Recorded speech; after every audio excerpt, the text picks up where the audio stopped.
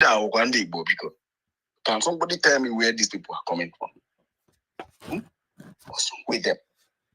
The way they speak, if you see the way they talk, the way they address issues, you begin to wonder, are they not seeing what is happening in Jesus? Why are they saying all these things? Why are they addressing issues like this? You said Nnamdi Kanu is a criminal. What made him a criminal? Simon Ekpa is a warmonger. What made him? There is no proof. He's just jealous.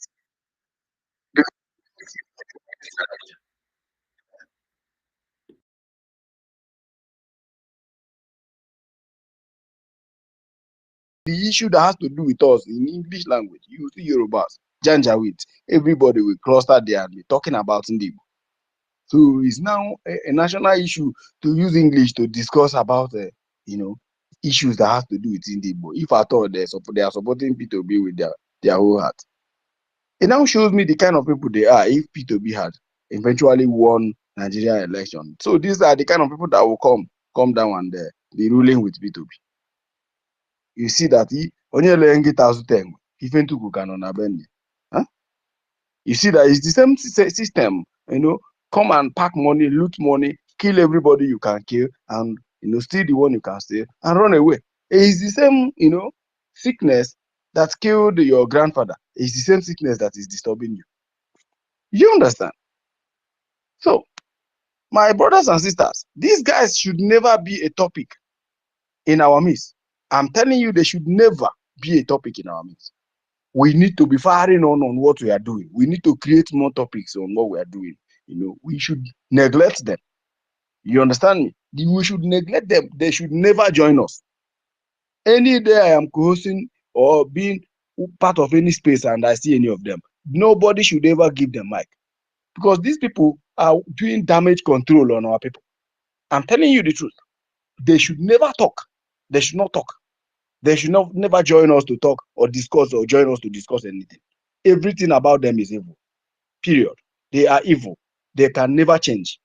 If you are bringing them here to discuss about us, you are wasting your time because their target is different from our target.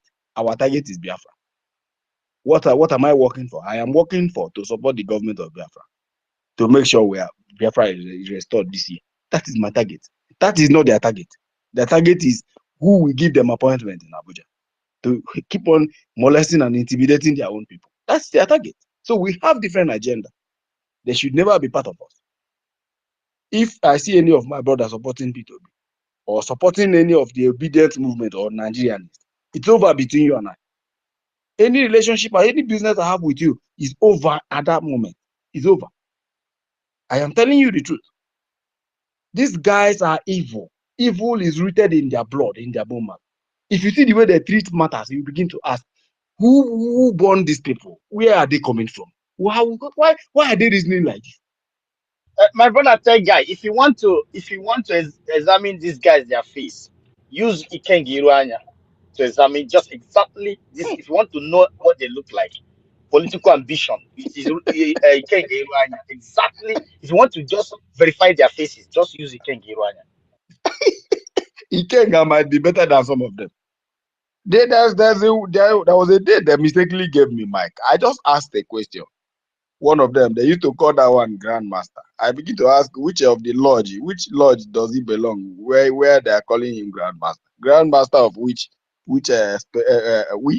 fraternity? They said the Grandmaster, please give that guy mic. And I think he went to my profile. He was like, okay, let's try. And they gave me mic. I said, please, I want to ask you a question based on your topic. And I threw a question to him.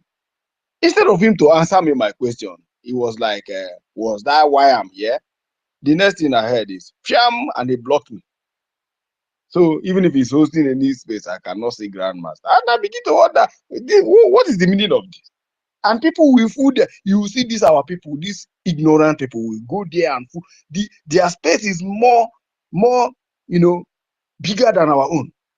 Why people go there to listen? They will never come here to listen to the gospel of Chukwu Gabiam. They will never come here to listen to the truth. They will go there. What are you doing there for damn goodness sake? Huh? And these people who are in this place are the ones sending you account number, begging you for money. You begin to wonder. These are the people that will go there and be listening to rubbish. They will never ever come here so that their psychology will change. Do you know, it was when I traveled during this voting period, I realized that some of our people are daft. I traveled to the village too, only to understand that some of our people don't even know their left and the zoo have contaminated their blood. Like they are totally emasculated. The way they reason is totally different.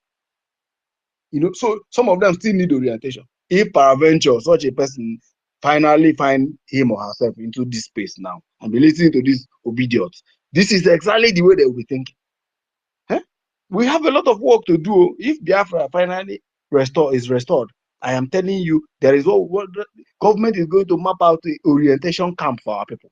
Our people need reorientation because our brain is damaged. I'm telling you, if not, no space of what is it called? Prison will accommodate our people.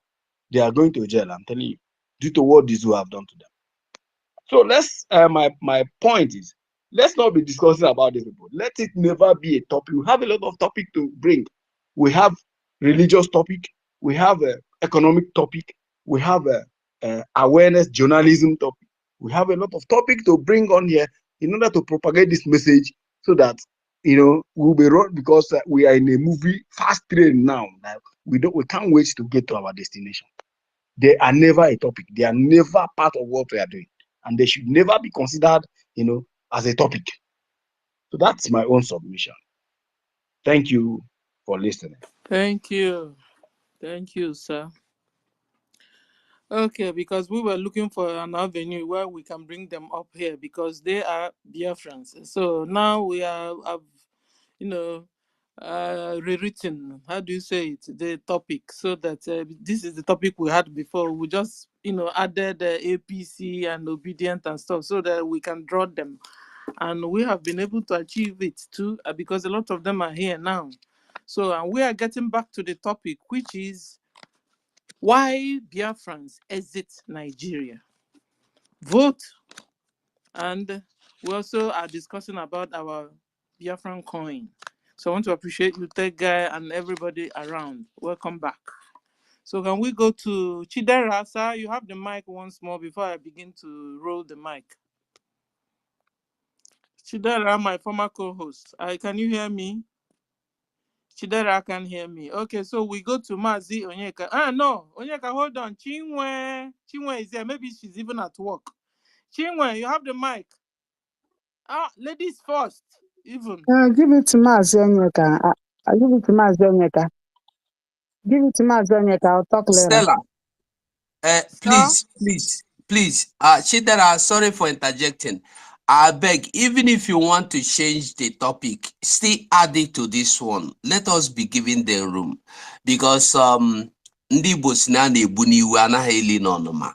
us keep giving them room. Our aims, like you see our Prime Minister, you see Mazi Nnamdi Kanu, they are always open to welcome any lost person. Anytime they decide to come back, let them come back. When they come, give them microphone. But when they come here speaking, still adamantly telling you that they don't believe in what you are doing, you collect your microphone from them. So I believe we should always be open to welcoming them home anytime. So don't remove the title. It's good. You can add something to it, but don't remove it. That's what I just did. I wrote obedience. Know why Biafrans exit Nigeria. Vote.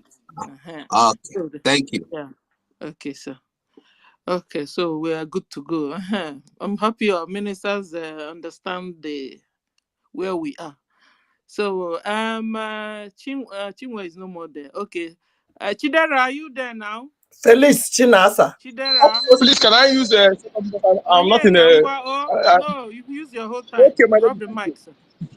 Felice Chinasa. Just 2 minutes, I want to use, maybe a minute. I just want to say something to our hand has been up. If you post any link, our people, some of us don't believe this. They think that we're joking when we talk about infiltrated blood. When a Biafran that is ignorant is talking, and you're able to speak to him, convinced. Even if he's not convinced, when he go home, next time he come, language will be different. An ignorant Biafra is different from an arrogant, ignorant Biafra also. They're different from those who know the truth, but they deliberately disseminate falsehood. Onyeka. Yes, that's what I'm saying. That they're deliberately disseminating falsehood. Whether they are not paid or those who are full and blood, hiding under Igbo nomenclature, bearing Igbo name, speaking Igbo language. These people can never convince them. You can never, because they know the truth. They are there to hide under Igbo to deceive the gullible. Not people like me, because I met similar person in the police officer that bears Igbo name but not an Igbo person. So they use them to deceive the people. So my brother, my sisters, let us understand this. When you see those people that are every time, despite the evidence, they still try to distort the truth and disseminate lie. Don't bother yourself. They're not your blood. When DNA test is conducted, you'll be shocked. I will pause here for now. Thank you. Thank you, Onyeka. Okay, so can we go to Joshua? Joshua, you have the mic. Joshua Humphrey Oluchuku. Okay, thank you so much. Thank you so much, my sister Stella. This is the second time I'm coming to your space. I am very, very happy for the topic, and I thank you guys for the job you are doing. It is great. This thing we are talking about here now, I was just talking about it with my brother who don't usually, support Biafra agitation and all that. So I was telling him that, it is, I have not seen any Igbo person that has been following politics, since 1999 up until now. If you check most of these people that shout election, most of them, either that they have not been voting since 1999, or some of them do not even have voters card, or some of them have not even participated before. Because if you have gone to the election polling units in Nigeria, 1999, 2003, and all this time till now, you will be tired. Then I was telling my brother also that, how about if you want to build a house in Nigeria now, you will be planning as the investor that is wanting to invest, and also be planning as an electrician. You will be planning to provide for yourself what government is supposed to provide. Like now, he's building house in Ivory Coast. He will be you are just focused on building house. You're not thinking about the solar energy you want to install in your house. You're not thinking about borehole you want to drill in your house. You're not thinking about security that you want to, CCTV cameras and the bodyguards you want to be having around yourself. So, like some. Anyway, the only thing I want to plead with us is, you see, problem with these our brothers, it's not that most of them are Fulani, as we call them. The problem is that when you are in Nigeria, like dementia, Nigerians are suffering dementia. Once you are inside Nigeria, it's difficult to see the world as it is. I'm telling you the truth. You understand? When you, like, the first time I stepped out of Nigeria and went to Ivory Coast, that was around 2016. That was the first time I noticed 24 hours electricity. And I was asking myself, after 1 week, I was asking myself, how was I surviving in Nigeria without electricity? You understand? So when you come out from a Nigerian place where living 6 months without electricity is no problem, it's like a normal life. Then you go to a place where you have light stretch for 1 week, and you see how dependent you become on electricity. Then you now ask yourself, how were you surviving without it? You see, so it's difficult to see life from the angle that they see it, because they can never see life from the way you see it. You understand? Even you see, right here in Chicago, like some time ago, on a heavy snowstorm, one of the transformers blew. It took 4 hours for them to come and, like, reinstall the transformer and do everything correct. And I can just imagine and wonder, if it happened in Nigeria, it would take another 6 months or 1 year before anything. And even if something is going to happen, it will be the people that is living in that area. You see what I'm saying? So all these people who are saying obedient, what 98% of them have never partaken in Nigerian election. You understand? If you have followed Nigerian election from 1999, you have their voters card from the time it was paper. You understand? You have stood on the line. You have been there. You understand? In some of the cases, you are tear gassed. From 1999, 2003, you will be tired. You know, like, sometimes I ask my brother, have you voted in Nigeria before? He said no. I said, that is why you are saying Nigeria. That is why you think restructuring. Nobody is solution. You understand? The only thing that can solve Nigeria is dismantling of the system and bringing up a new system. Even if you do restructuring, the restructuring you are going to do will still put us in the hands of people like Emeka for them, people like Rochas Okorocha, people like Orji Dokalo. You understand? The same politicians that we are crying about, they will still be the one at the helm of affairs on a restructured Nigeria. You understand? The only thing that will save the common man is a new system completely. You understand? So that is it. So I want to beg us, let us not call them Fulani blood. You understand? Let us just see them as, let us look at them with pity. Sometimes I even should we call them Ndengwamefu? Something like that, my sister. So when they talk like this, I just have pity on them. I'm telling you. My brother Joshua, do not forget that their attitude and their utterances have given the Fulani a lot of avenue to massacre so many people. You know that? Even calling the Fulani blood is better than those that have been killed by the Fulanis. And their attitude have caused so many mayhem and many in the grave because of what the shenanigans and their bad attitude and their utterances and the lamenting on the air. So calling them names is even good than the people in the grave shedding tears. Go ahead, my brother. Yes. You are absolutely right. My own take is that everybody is right in their understanding. But the only thing is that two wrongs can never make a right. If because of their actions, if we also equal it with the same measure of antagonism, like it will, as in we and them will keep clashing. So let us just allow them to celebrate their stupidity. Bro, sorry, we are not clashing with them. Just that they should not insult the PM and it is disgracing Biafrans all over the globe on air. We are not clashing because no time to clash with the lunatics. But the fact remains that insulting the PM and insulting the Biafran people and presenting lunatic attitude for speaking Igbo language with a stupid mentality and their utterances is unacceptable for Biafran people because we are doing everything humanly possible to sanitize, to remove that tag of foolishness that Nigeria and their Fulani have, putting on us. But their attitude and the way they behave, their names, even the name calling them is it not far better? It's just like, for example, now, some of them saying that, oh, sit at home. Just the same thing I want to narrate to you now.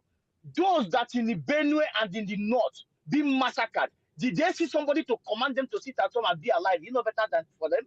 It's just like for them calling them a Fulani, and they have caused so many people to end up in the grave with tears and blood. Go ahead, my brother. Sorry.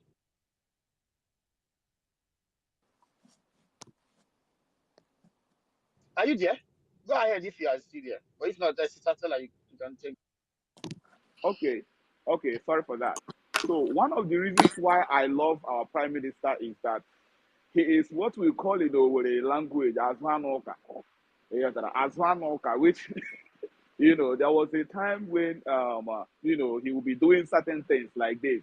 Even when his enemies and detractors are trying to pull him down, he will be like, let us keep eyes on the rising sun. Let us keep eyes on the ball.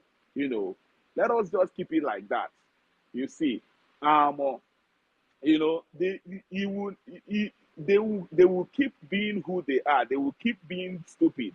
Like Nana, if there is a way to check the statistics of the stupid ones in the past 2 years, you will see that they have lost people in their camp after the election, and they will keep losing people in their camp. Some people will learn things after exam.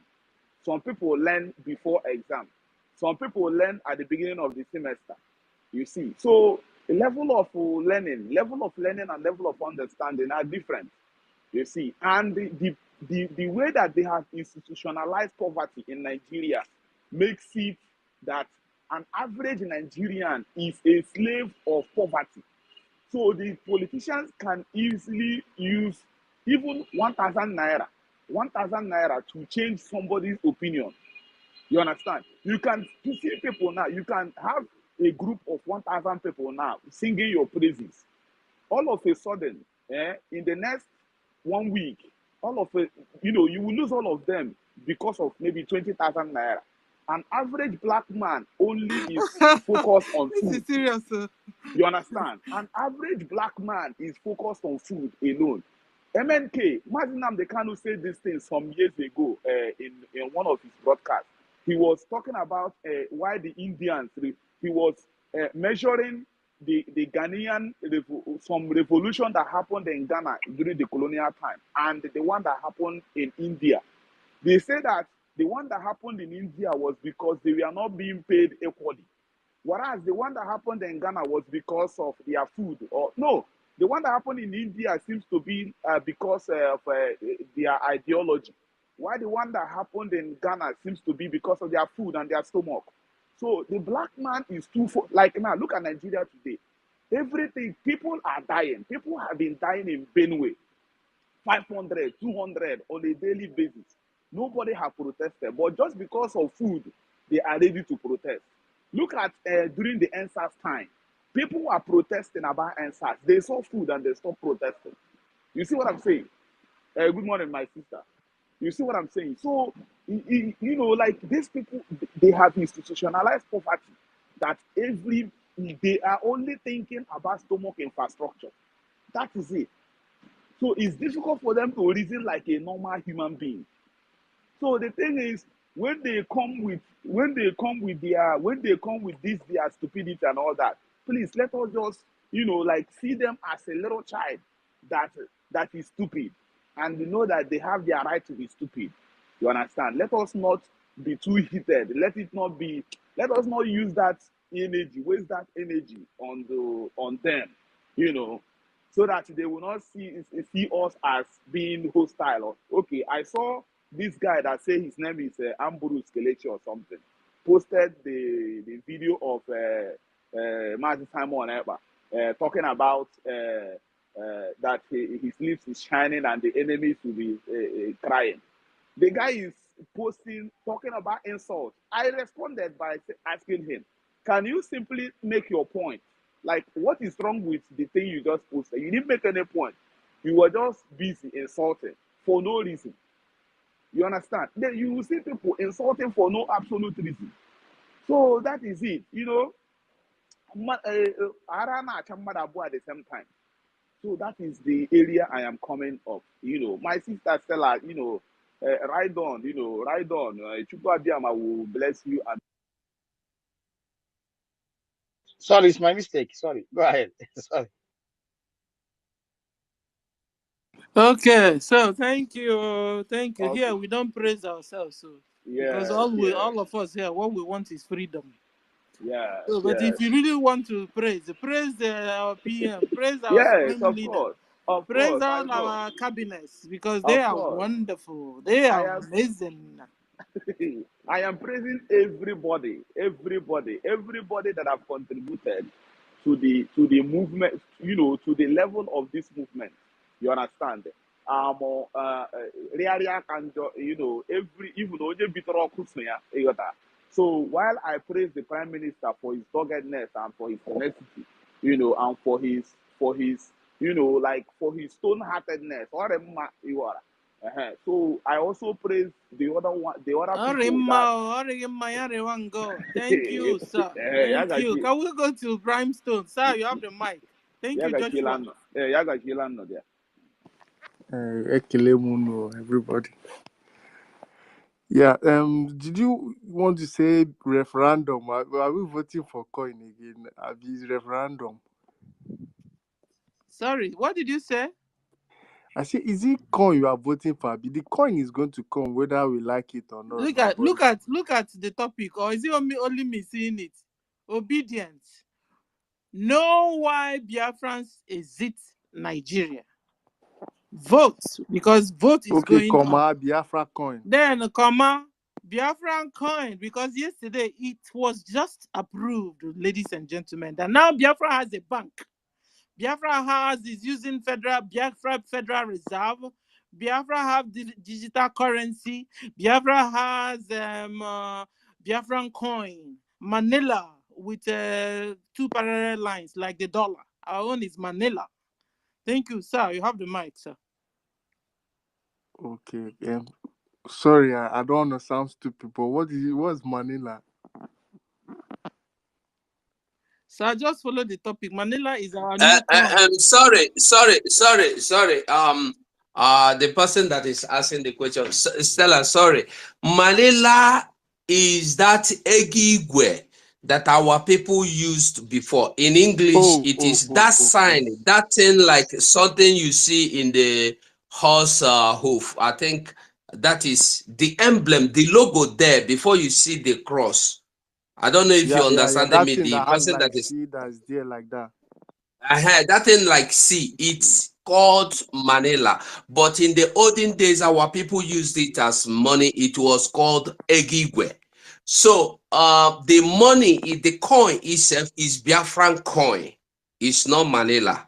So I don't know if you have another question. I'm here. Okay. Go on. That's all right. At least me and those that don't know, at least will get educated by this. It's also called a gemma. A gemma. A gemma. A gemma. A gemma. A gemma. Yes, Yes, they because we used are to all say. Igbos, so whether you're from I Igala, everybody is Igbo. I hope we Everybody. are woke. Ego nna anyị kpara We mbụ are ọwa finally ego woke. kere ekere. Ego nna anyị kpara n'ụwa mbụ ọwa ego kere ekere. Igbo ji akpọ ya eje mma. Igbo ji akpọ ya eje mma. Owere n'ahụ nna si ego ayọla. Ọwa ozugbo mmanụ bara aba onye ọ gaji na aya nwe mba. Ya gajiela nnụ. Gajekwago. Wow. Biafra must come on. Nobody can stop it. Nobody born of anything. Nothing can stop Biafra. Yeah, I think I'm done. Thank you. You know, you know, Biafra must come today.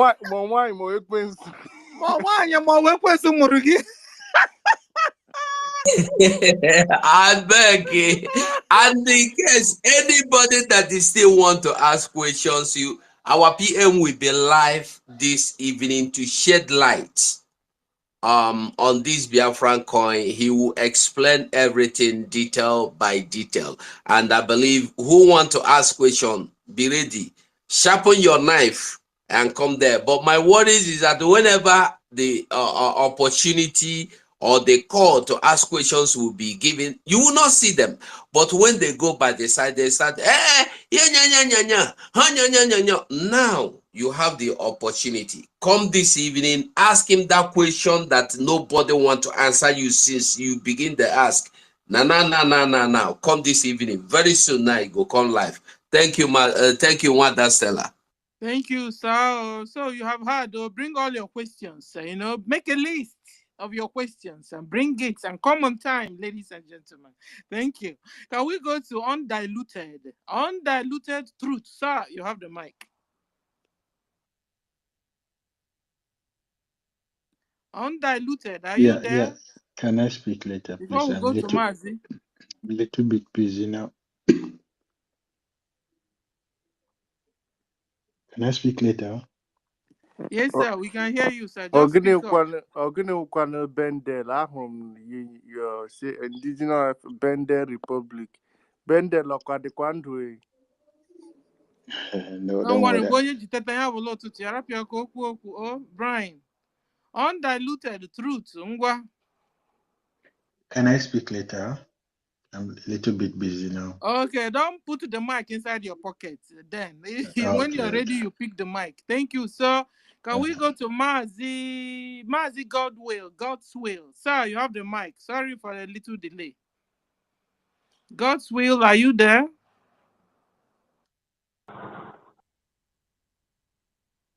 Okay. Yes, I am here, my sister Stella. Yes, please confirm that I'm audible enough. Can you hear me? Clear, clear. Hello. All right. Because we are having some slight network, and it has been disturbing us since I think it was yesterday. The network was almost a total blackout, and I don't know what the zoo is up to. But anyway,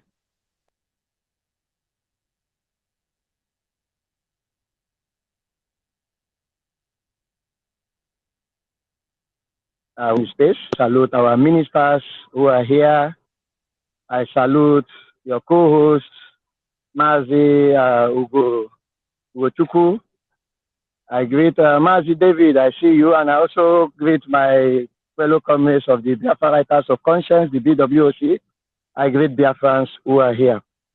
Anyway, I don't think there's anything that I will say here right now that people have not said.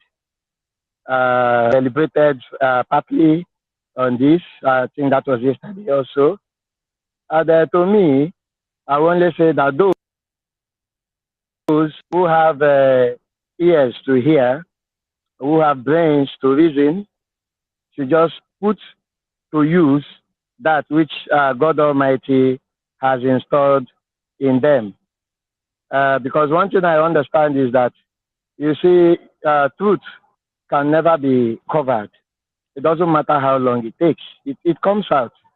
And that is why whenever you see, around you, you'll notice that there are some certain secrets that may be kept away from the people for a period in time.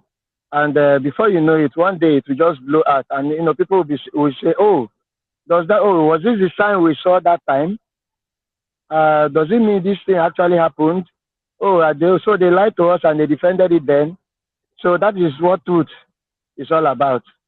Those of us who are here, those who are joining this space anonymously, because I know they are always here. I heard it from them, even their mouth. They said they do come to listen and then they go away. My advice for you, don't make yourself a willing tool that will be used by the enemy against your people. From the little time I have listened to their conversations, I think there's this guy, there's the one called Doggy. I hardly see him nowadays. I don't know if he has finally run away. So from the little time I have listened to them, I picked up one thing. I saw a group of, young men and women who understands exactly what they are doing, who knows that they are doing what they are doing deliberately.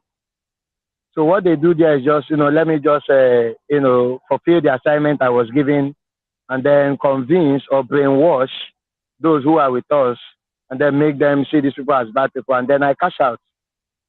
Unfortunately, that is what the zoo has reduced a lot of our people, into. Currently, as I'm talking to you right now in the zoo, if you are not a criminal, you can't survive, especially now that there is tremendous hardship. Everywhere is bubbling, people are hungry, anybody can do anything just to survive. That is even our leader foresaw it before now, when he told us that they deliberately made us hungry, so that when they throw that little, leftover bone, you rush it with all appreciation, and then you'll be glad that you're doing better. You see yourself that you're doing better than others, forgetting that anything you do right now, one way or the other, you are also doing it to yourself. And, take a look at the politicians, take a look at the governors, those who are, enhancing the killing of their people. Some of them think they are actually doing well. But wait for a while. Wait for some, some period of time from now, some years to come, and they will understand what they've actually done to themselves. I was speaking to a friend before now, and I told him something. I said, come, do you notice that in the next 80 years, so many people will just start dying. Somebody will just fall down and die for no reason. A lot of people are going to have cancers. He was looking at me surprised. And then I told him, do you know why I said this? He said, no. I said, okay. Do you know the amount of generator fume or carbon from generator that you inhale every day? And this is as a result of no electricity. And when you inhale these things, it damages your organs. Your lungs is suffering. And you are managing it. And you also belong to a society that corruption also has made it impossible for you to have hospitals, good hospitals. And then you are managing the generator, you think you're enjoying, probably you have money. And your neighbors will also light up the same generator. Everywhere will be fumes here and there, carbon here and there, and people will be inhaling it, and they are killing themselves. Tell me what will happen in the next 50 years. You're not even a worker working in a chemical company, because I believe that would have been the excuse. Oh, maybe due to your job. You are not in a chemical company. Even those working in chemical companies are most times provided with a PPE that can prevent consumption of such toxic gases. And then you are in your house getting infected or getting affected by a sickness that is meant to be somebody who is actually handling chemicals in an industry. This is how bad the zoo is. So, directly or indirectly, you are still being affected. Even if you think yourself you're doing well, what about your family? What about your community? What about your kindred? Are they living large as you are living? Do they have access to medical care? Do they have access to pipe-borne water? Now, this period, I don't know if the mosquitoes that are in the zoo now are spiritual ones. Malaria is a normal thing. In fact, it's the most common illness. We even treat malaria here in the zoo without test, because whenever you go to the local chemist or you go to the hospital, the first thing they detect is malaria. So malaria is not a normal thing. And let me shock some of you now. I have registered some, lots of deaths related to malaria. This is what was not. This is something that wasn't happening before now. That somebody will just die as a result of malaria. Why did it happen? Because the person could not have money to buy proper malaria medicine. Do you know how much a card of malaria medicine is sold at? Before you get a proper treatment for malaria in the zoo here, you are spending more than 10,000 naira. Sorry, can That is I if you're ask a going to question? some of the chemists or pharmacies. Then if you're going to treat yourself, probably self-medication as we call it here, you'll be buying drugs that is as expensive as 5,000 naira before you get the malaria and typhoid medicine. Tell me, that man, that woman who feeds from hand to mouth, Wait. Sorry. how can they afford? They've not even eaten. They are not even sure of the next meal. And the person is sick, infected by malaria parasite. So how will that person forfeit food for the children just to use the whole of the money that is currently in their possession, that is if they have any, to go and purchase malaria medicine? And before you know it, they start managing it. They start, trying to pamper it, trying to cut shortcuts. And the next thing you see, somebody is just dead.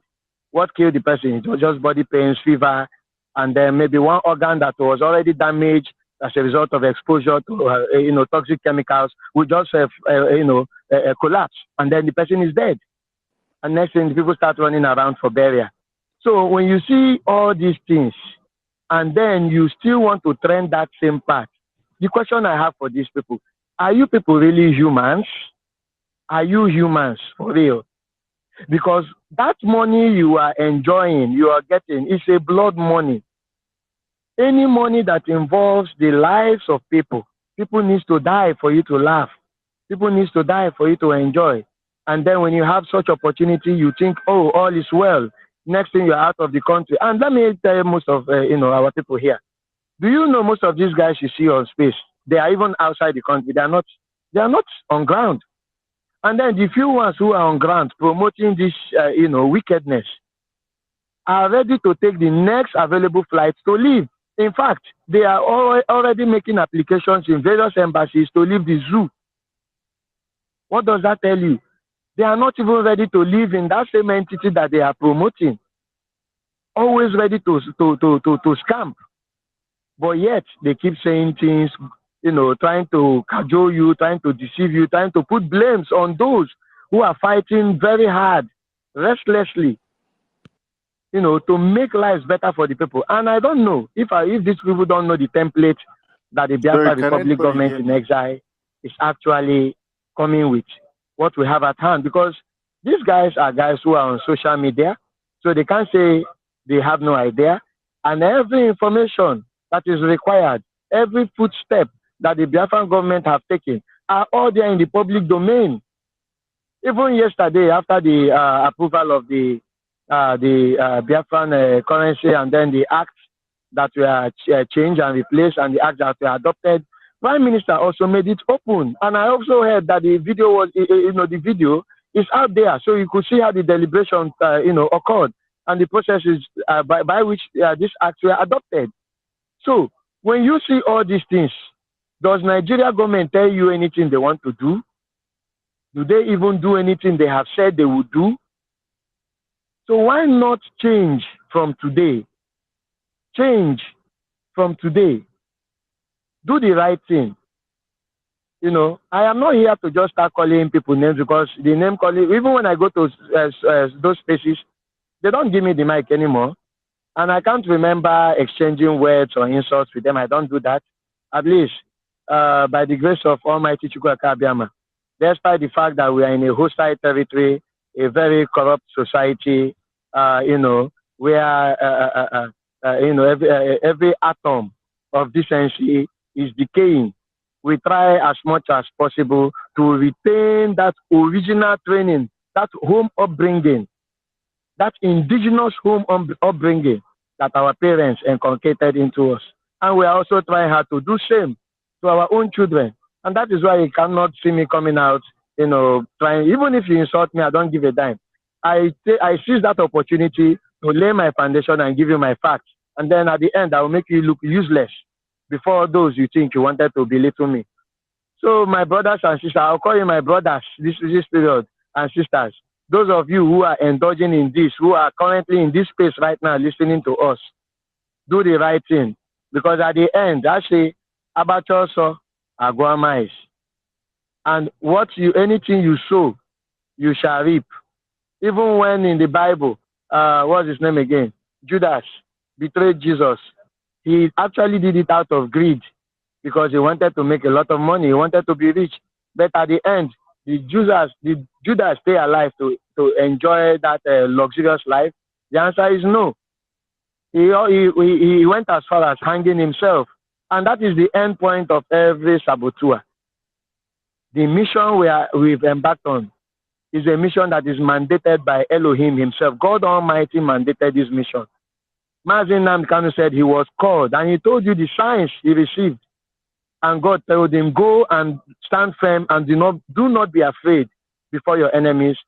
Provided you do not entertain fear, you shall go and you shall succeed. That is why when I see people shouting, oh, Mazi Nnamdi Kanu, Mazi Nnamdi Kanu told you himself that no man born of a woman can take his life. He said it. He knows the spirit that called him. He knows God Almighty that called him.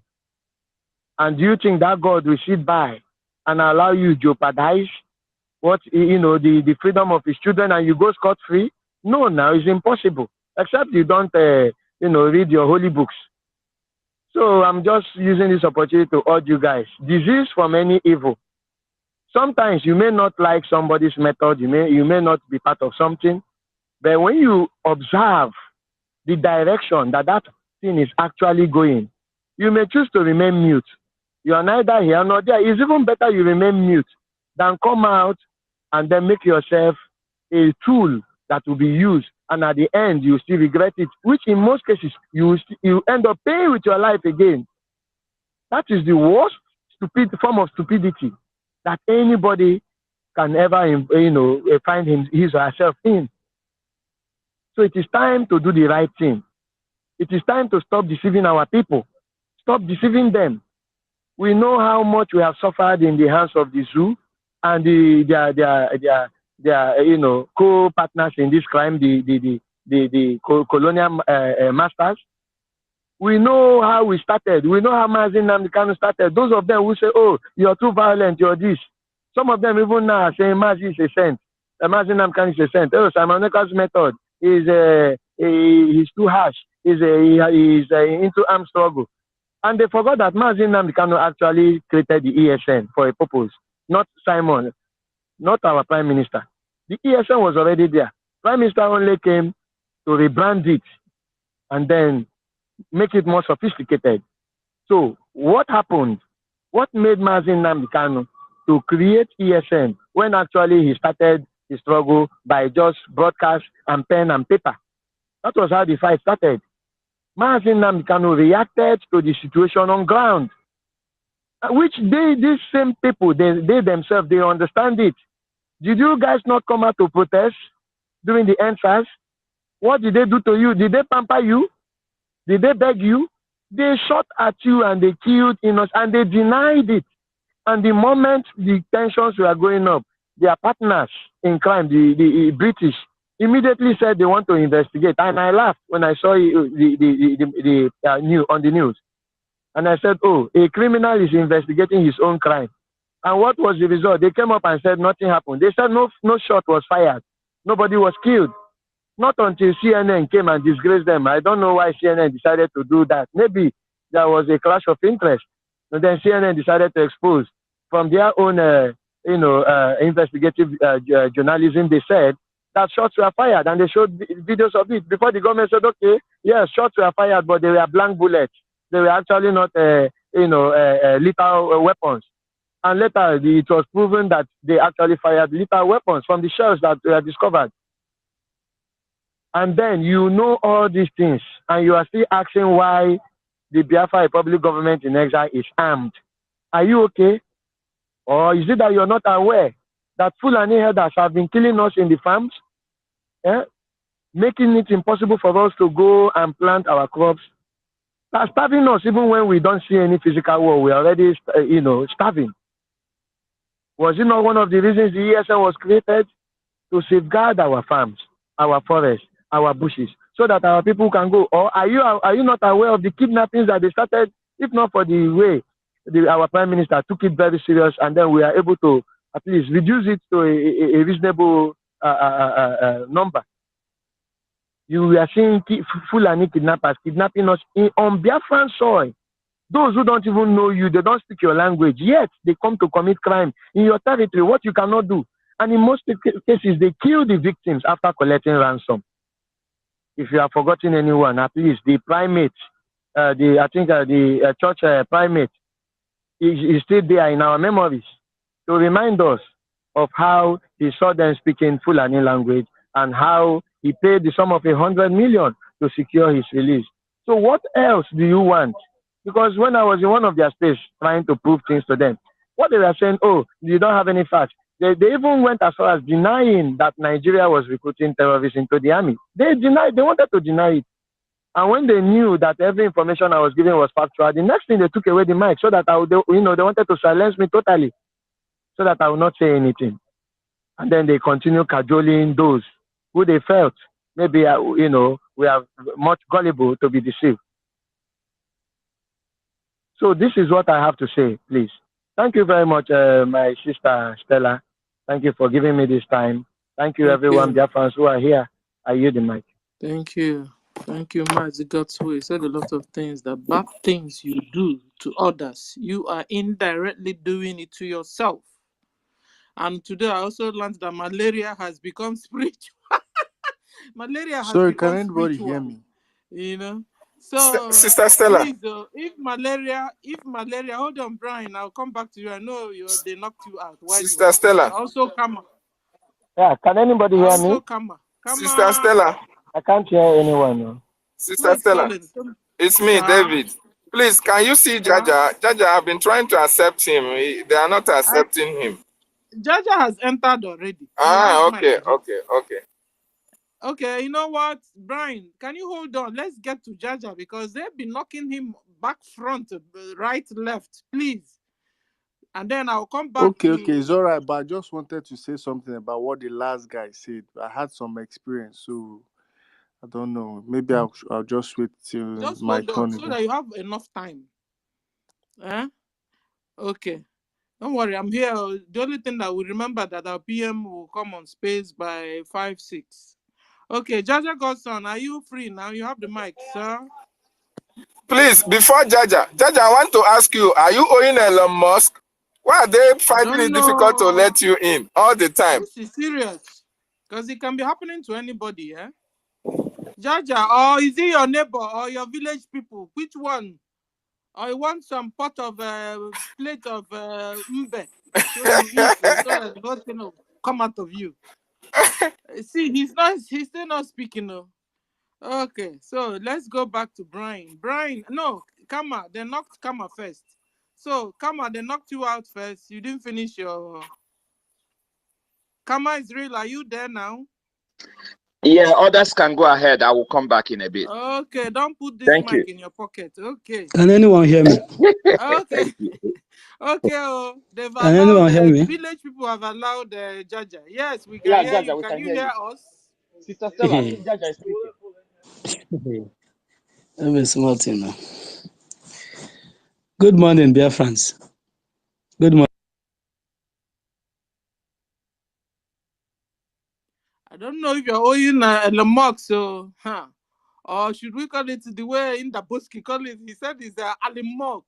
Are you are you owing Elon Musk? Please, I don't. In the Boski is making him.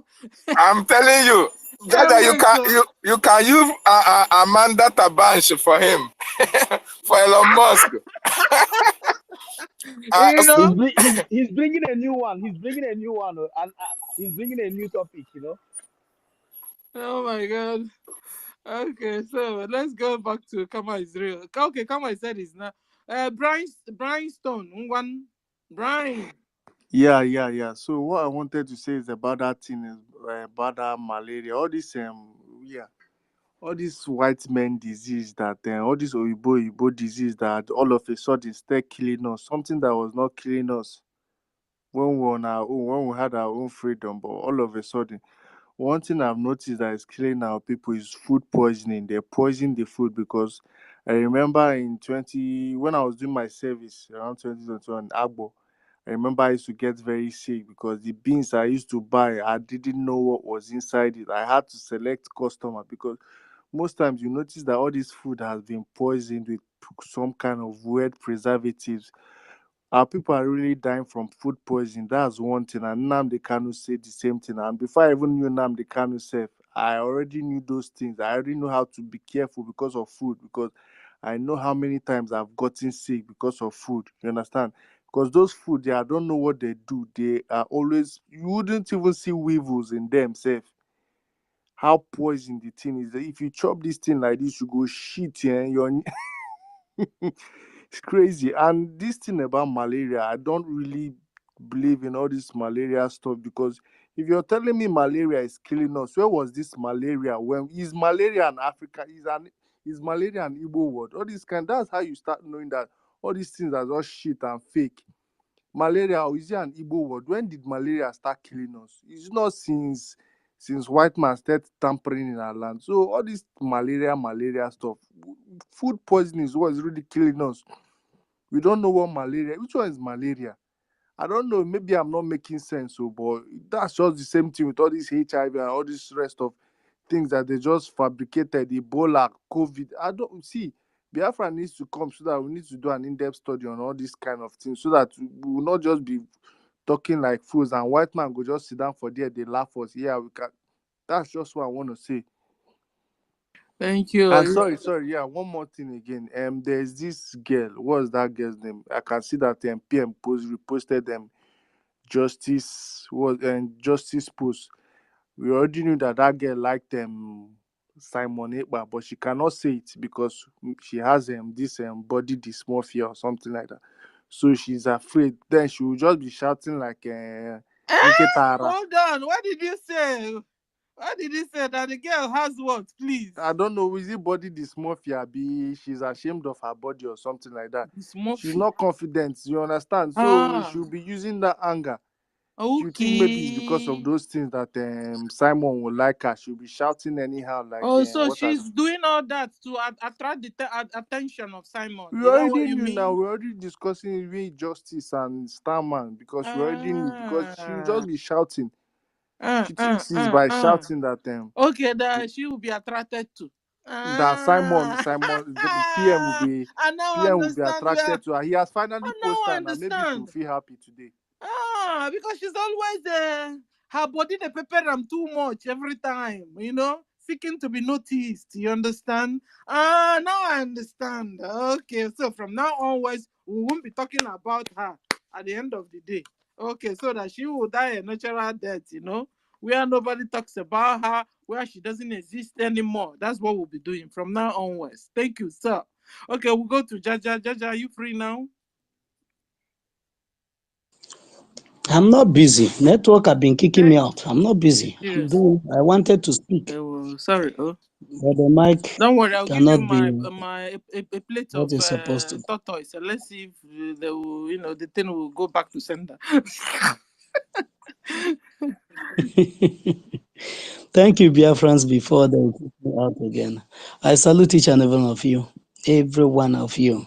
Let me not go one by one before I will leave what I suppose the time they allowed me to greet. I greet everyone here, all protocols duly observed. From what we were saying, I wanted to come in when one of our brother made a statement. He made a very powerful statement. At the end of his statement, he spoiled it. He spoiled everything that he said.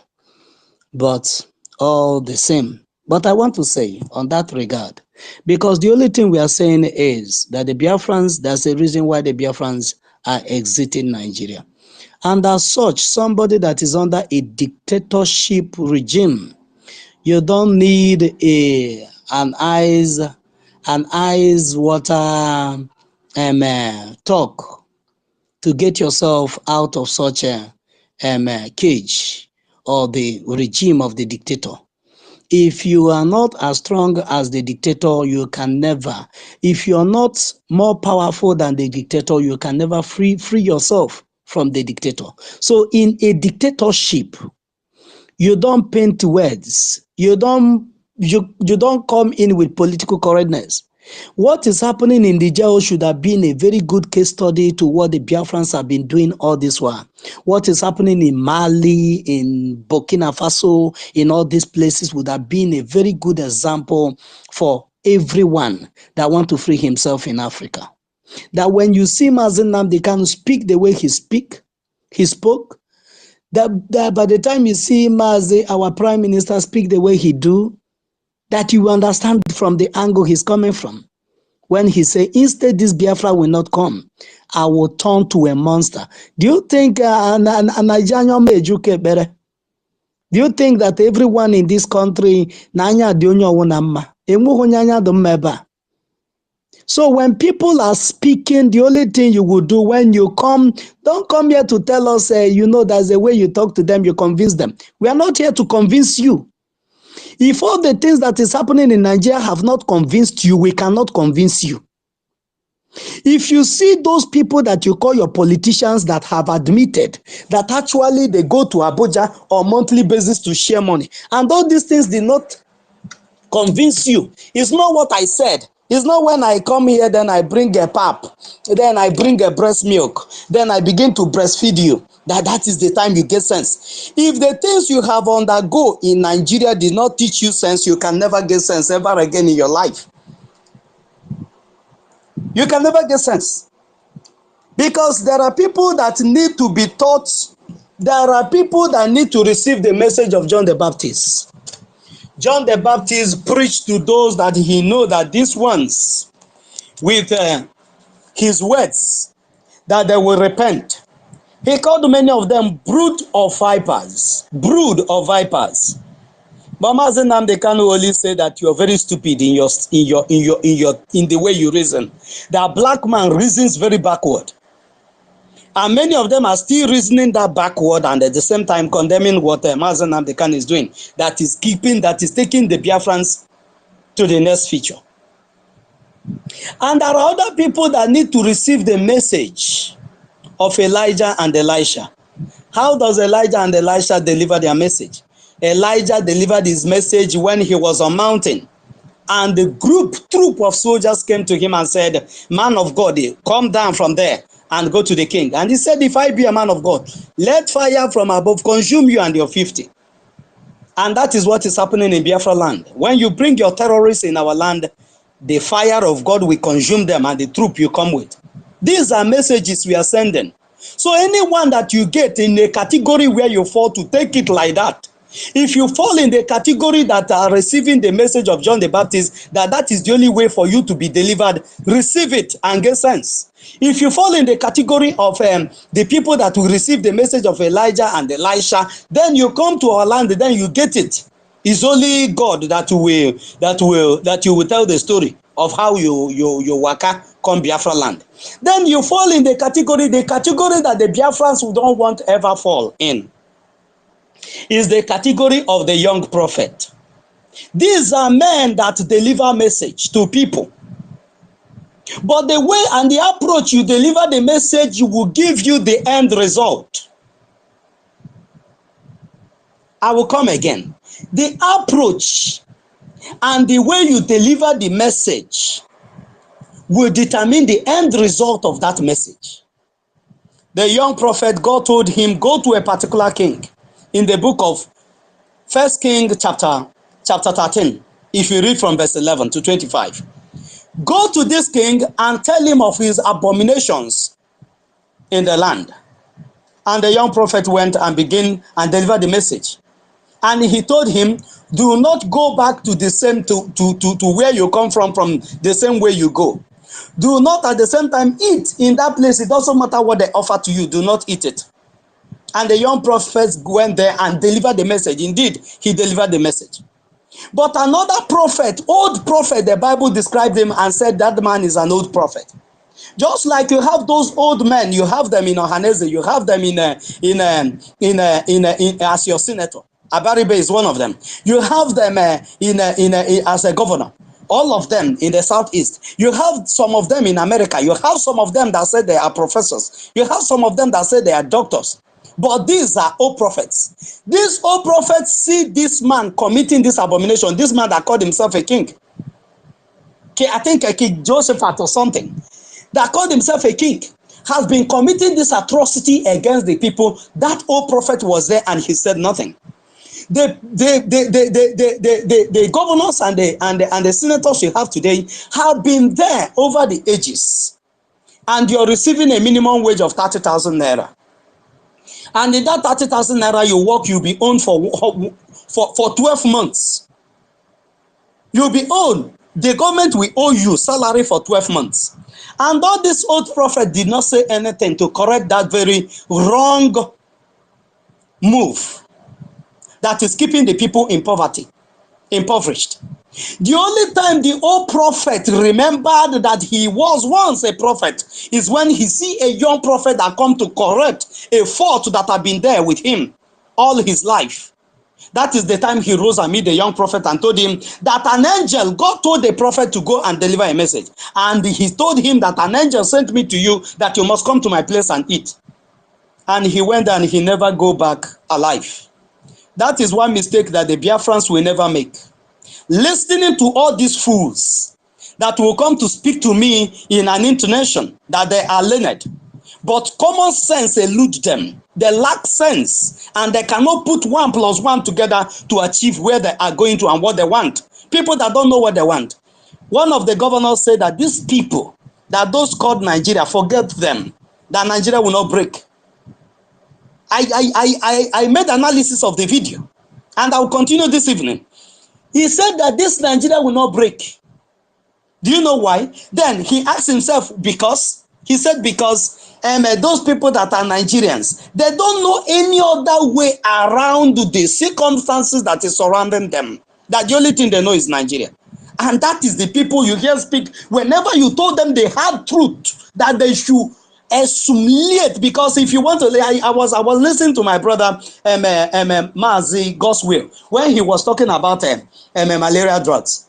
Most of these drugs pill that you take are very bitter. Some that drink abo, some that drink all bitter drugs. Why you take them is not because they are sweet, but you want the disease that is killing you inside to be cured.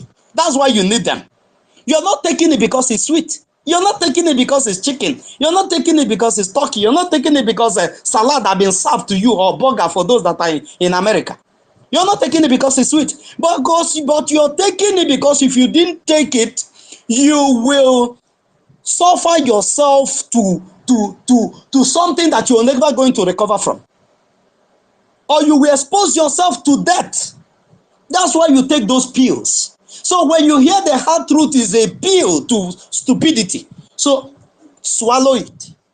And once you swallow it, it will cure your stupidity, and you get back and know that the right place you need to be is with Simon Ekpa, and propagate the gospel of your freedom that will stop all the things that you come to space to complain about, and stop all the things that you complain without any remedy. This is one thing that pisses me off. This man, Governor Edo State, Obaseki, he tabled a lot of things that if you're listening to it, you will say that this man gets sense. At the end of the whole thing, that he should now prefer a solution to that particular matter. Obaseki said why the economy of Nigeria will never grow is because from the onset, after the civil war, according to his words, he said after the civil war, that the people relaxed and believe that once oil is coming, they are selling barrels of oil, there will always be money for them to share. That's why the local government chairman is relaxing, the governors are relaxing, the presidency are relaxing, the senators are relaxing, everybody, every prosecutor are relaxing, because there's always oil for them to sell in dollars and share the money. Every month they will go to Abuja and they will share money. They will come back. If there's no money to share, they will go and borrow and share. Go and listen to that video. That is what Obaseki said last year, before the ending of last year, before the election, 2023 election. That was what Obaseki said. After Obaseki narrated all these things that looks very wonderful in the eyes of those that are normal, Obaseki said, and therefore, he said, and therefore, Nigeria cannot disappear. Then I asked in my own corner, Obaseki, where did the therefore come in these things that you have narrated? And where did Nigeria will not disappear? What does it have to do with all these things that you have narrated? Is the thing going to sustain Nigeria? Is it the money that you guys are going to Abuja to share? Is that the foundation and the pillar that will sustain this country not to break? Is that a brick? Or what these things that the construction company, or is it white cement? Have you mixed anything inside this thing to hold the foundation of Nigeria, that it will not collapse? Because Nigeria have been structured that you go to Abuja and you share money. And this man opened his mouth and said that in other places, in other part of the world, why the economy grows is because the government is depending on the people, because the power actually belongs to the people. Obaseki made all these points. And at the end of his speech, he said, and therefore, Nigeria will not disappear. Forget all those things. He begin to laugh. Forget all those things that you see that is happening in the southeast and all that. The one thing that I picked from there, that is, he recognizes that there's something happening in the southeast. Every other thing he's saying is his own cup of tea and the Jack and Boo story to me. He recognizes that there's something ongoing in the southeast, and the freedom is coming. With Mazi Simon Ekpa, freedom is coming. People that have been in the office for 60-something years, they according to them, that they have enjoyed independence for 60-something years, but could not establish a strong economy for 60-something years, 109 years of existence of Nigeria. And a nation that declared their government in exile just few months ago, has been able to set a template, set a lot of structures. Number one, unveiled the prototype of what the Biafran structures is going to look like. That is not a place that you come, this one will build on waterways, this one will build and cover bridge, this one will build on the highway, this one will build on where the government have marked for 8 lanes, this one will build there, this one will build there. Every time if there's flood, everybody will be running from his home. Nigeria did not have any prototype, no orderliness, no nothing. But in these same things that you see that so long as you continue to believe in this thing, you're going to die. So long as you want to dine and wine with this old prophet, the only thing you will meet is your doom. And it has been happening to those that believe in it. If the North Hausa people did not believe in what is happening in Nigeria, somebody like Gowon wouldn't have today be the one that signed the signature of the early death of his own people, that they are burying them in their numbers on daily basis in the North. Had they been the Gowon who used the strength that he used to throw his weight on the British and other allies of Nigeria, 1967, 1970, trying to prove to Britain how much he loved them, that he threw that weight on rescuing his own people, backing our internal leader, Dim Odumegwu Ojukwu, up. I'm telling Ojukwu, I want also to fight for my people, because this regional government that you brought is a good thing that I have studied it as we discussed it in Aburi. That is the way I want it to stand. These people are bringing disunity among us, and I don't want it to stand. By now, the North, you will not be hearing about any killing, because an Hausa person cannot just carry gun and start killing on another Hausa person. A middle belter person, as they call themselves, cannot just stand up and start killing another middle belter. It will not happen. Or in Ilorin would have been safe today.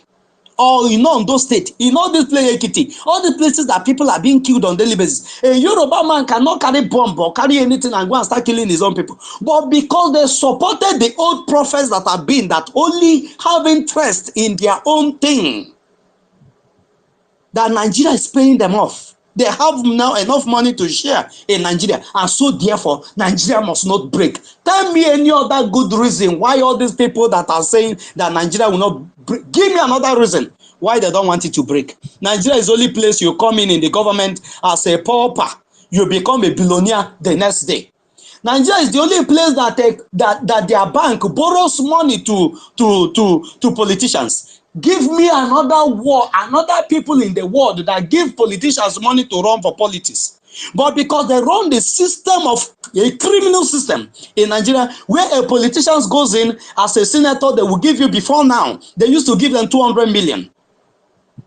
Once you come in for your wardrobe allowance and other things, then they will now award you a consequency project. That consequency project is about 300 million naira. And that senator will go, maybe he will look for one secondary school. Those ones are even the ones that still have a spirit of God in them. They will go to one secondary school in their constituency, and they will repaint it. They will paint the front and leave the back, and plaster the front and leave the inside, where people can be seen, and they will snap it and post it all over the social media and all over their brown envelope journals. And this is the only thing you want to continue. In a country where minimum wage is 30,000, you're receiving 30 million. Not 30 million as a salary, but just a stipend that prayer have been said into your account for you to go for weekend. Where people cannot eat 3 square meal comfortably. Who does that? Who does that? Anybody that will represent somebody must be somebody.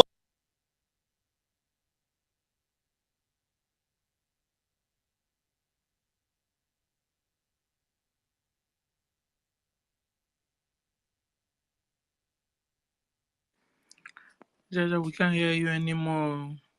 Can somebody hear me? I can hear you, Sister Stella. We can't Can hear you hear Jaja. Jaja? Okay. Jaja, we No, can't no, hear no. you anymore. But anyway, thank God they even allow him to speak at all. Yes. Before Sister Stella, can I say one thing? Yes, sir. Yeah, before Jaja comes on again, yes, Jaja said many important things. You know, it is only in Nigeria that a politician will be awarded a contract Hold to on, do a project. hold on. I think he's back. Jaja, Okay, okay, okay. can you hear us? Later you can give the analysis. Jaja, are you there now? Jaja, Ngwanu, you have the mic, sir. Because we were not hearing you. We're still not hearing you. Okay, you're under attack, Jaja. We can't hear you anymore. David, you have the mic, sir. Okay, before the next person goes, I'm just trying to say that very valid points, submissions that our own Jaja was making in that space. You see, it is only in Nigeria that a politician will be given a project to execute. Is a project that will be beneficial to the whole community from where the politician came from.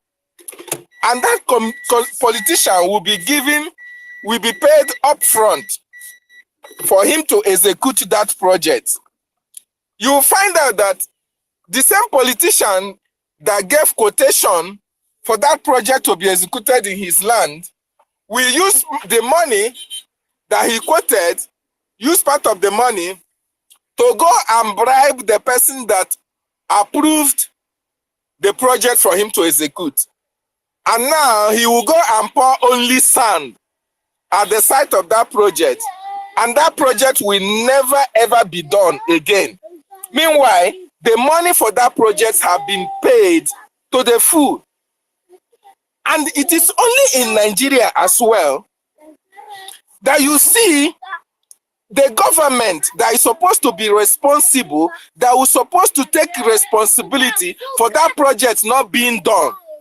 That same government will come and defend the same politician that a large amount of money was given to execute the project and the politician did not do it. The same government that was supposed to jail or prosecute that same politician will now be on the side of the politician, and the project will not be done, will not be executed, and the people will be suffering for not having such projects in their vicinity.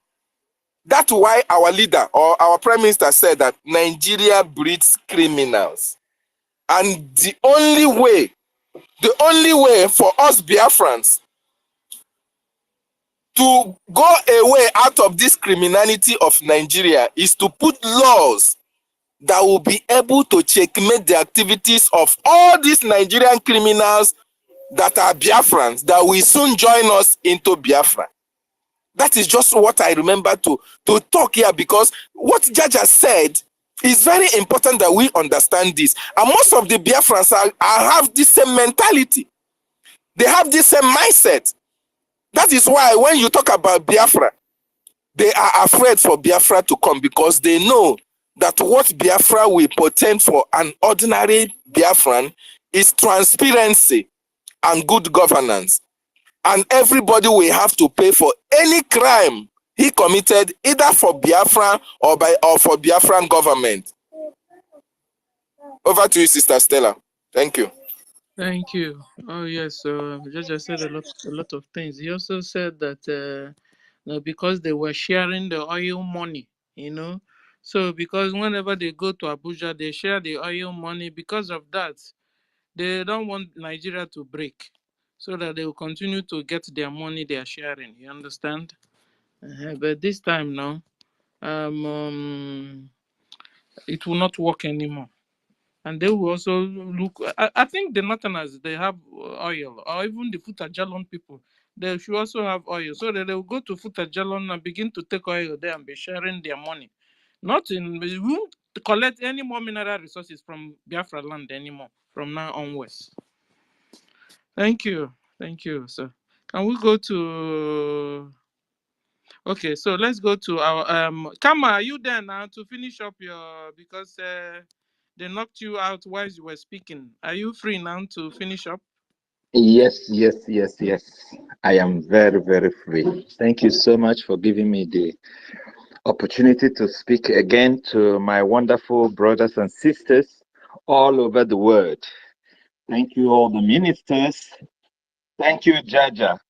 You actually said a lot of things, because one thing I realize about Nigerians is they never for one day talk about, the problem. They always talk about the symptoms of that problem. And I ask them, why can't you talk about the problem itself? Why are you always talking about the symptom. Because if you want to solve your problem, you should start from the foundation of that problem. And they don't want to do that. They say, oh, you have to forget about the old and move forward. And I always ask them, if you are going to a place where there is no road, will you rather continue to go or do you go back? Which one? So you want to continue moving ahead. Why? You know that there is no road where you're heading to. What kind of foolishness is that? Why can't you revise back and start from the beginning? Go back to the junction and then find out the main road and go through it. What is your problem? Nigeria cannot. I think this thing, they've buried it in their head, all of them. A whole person that is going to lead you, know that your law is fraudulent, written by one man, military degree, and the person will come and swear, we the Nigerian, and you are listening. You can't even for one day say, this law is not written by us, so it's written by one man, and you're still going through it. The religious leaders, especially the Christian, if you upload that law, you can never, if you just do a search, no Christianity, nothing, anything to do with Christianity, nothing to do with the church in that law, nothing to do with Igbo, unless the name of certain areas like that answer, like Ibeze and all that, but they don't say anything regarding, Igbo or Biafra. But you search it, you will see Arewa, you will see Hausa, you will see Fulani, you will see Islamics, many, many times the law actually support Islamic law. And you are comfortable living in that society, thinking that one day it will just change. What kind of mumu be that now?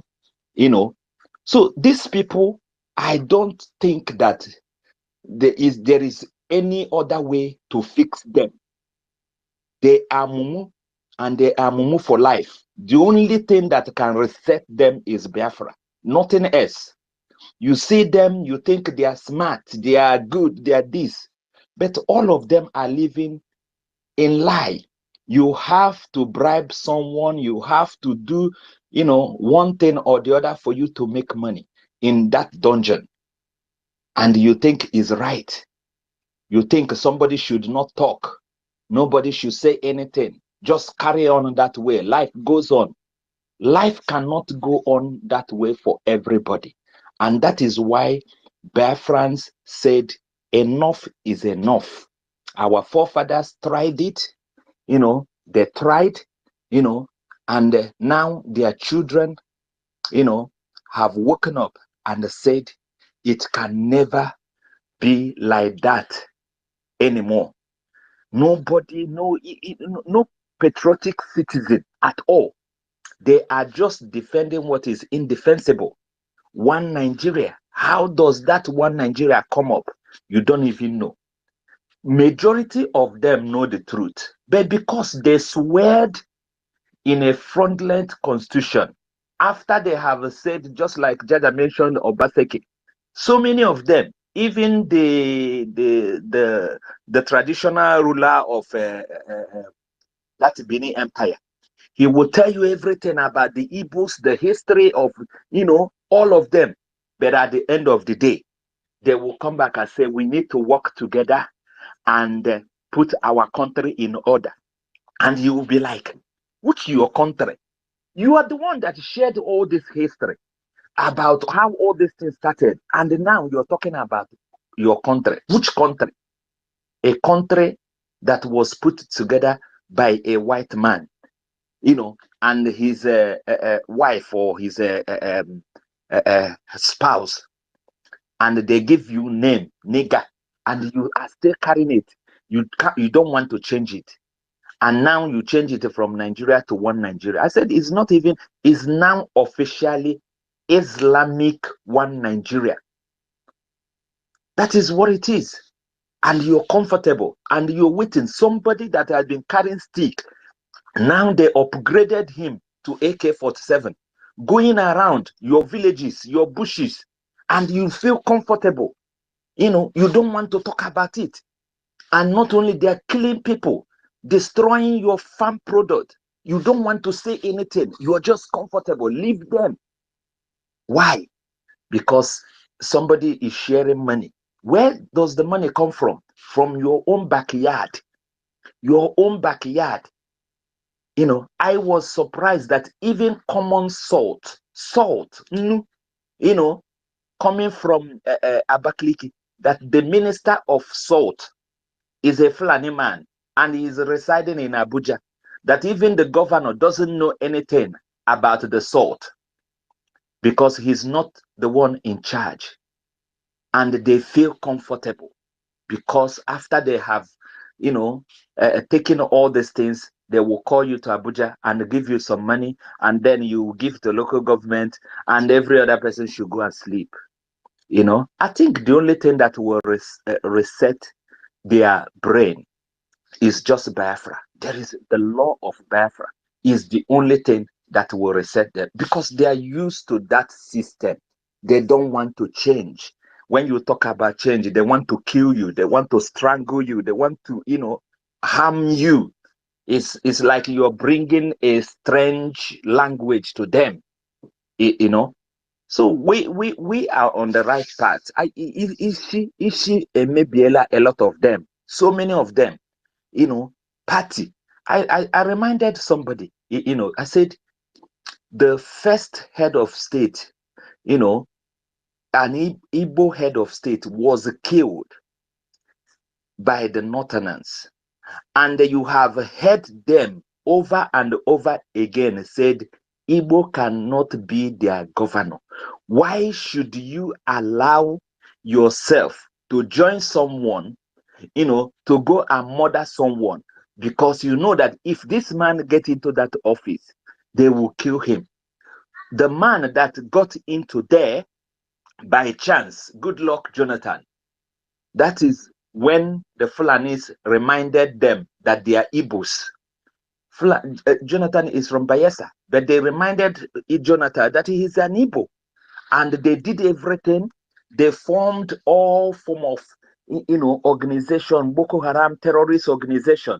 Even their counterpart, or Obama, joined them, all of them together, just to make sure that unseat this man, you know, because they don't want you there. People said no to you, and you are also saying no to yourself.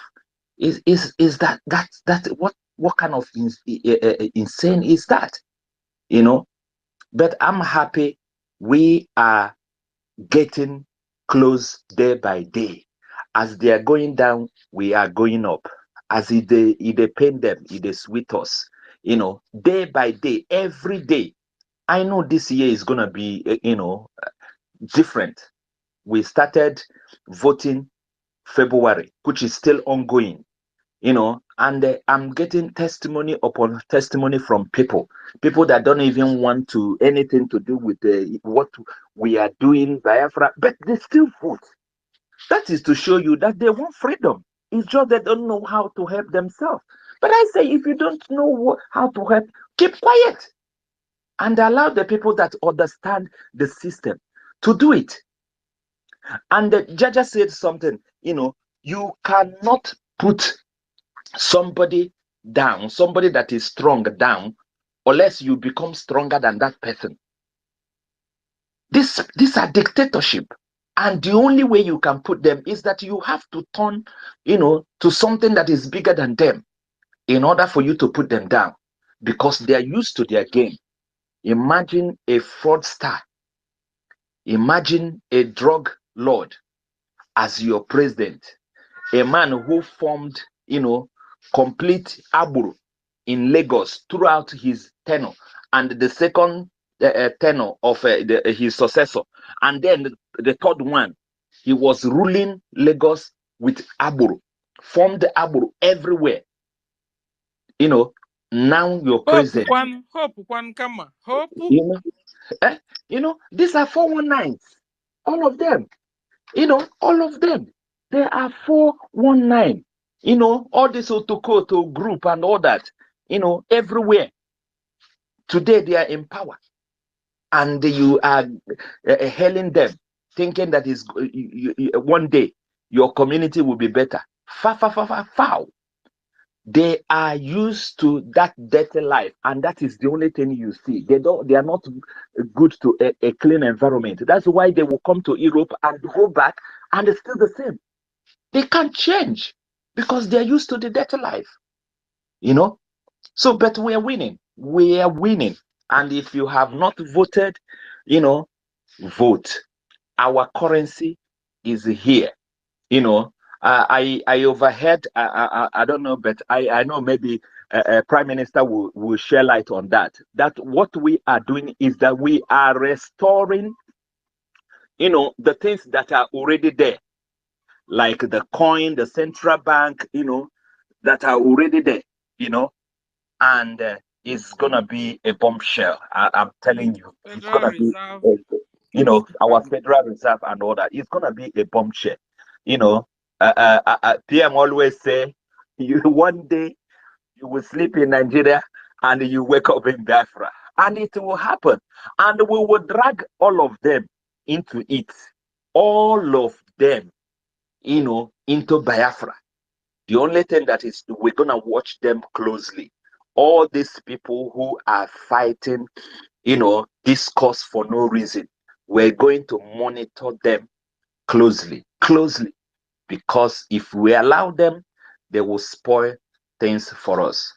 Thank you so much, Sister Stella. Thank you, Thank everyone. you, sir. I Thank you. always Can we go comment. to Uncle? Uncle Awimbun, you have the mic, sir.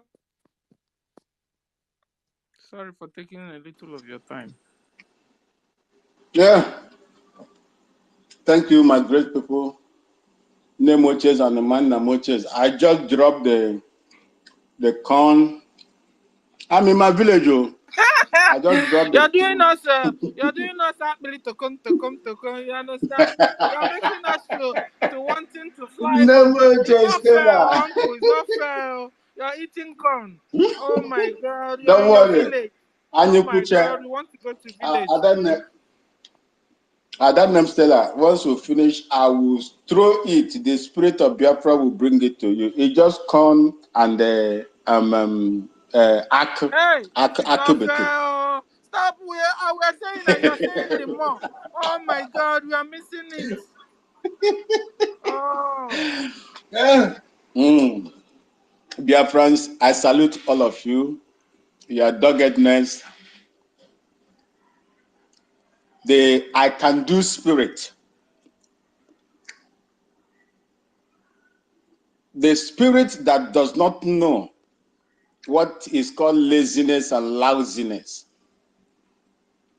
I say, may Chukwu Okike Abiyama continue to bless all of you for that. May God bless Mazi Nnamdi Kanu wherever he is. Whatever he is going through physically, I know that God has taken charge of his spiritual aspect of life. But the physical aspect of life is what no man can control. But God Almighty also will control it. And that is where you will see if he is properly taken care of or not.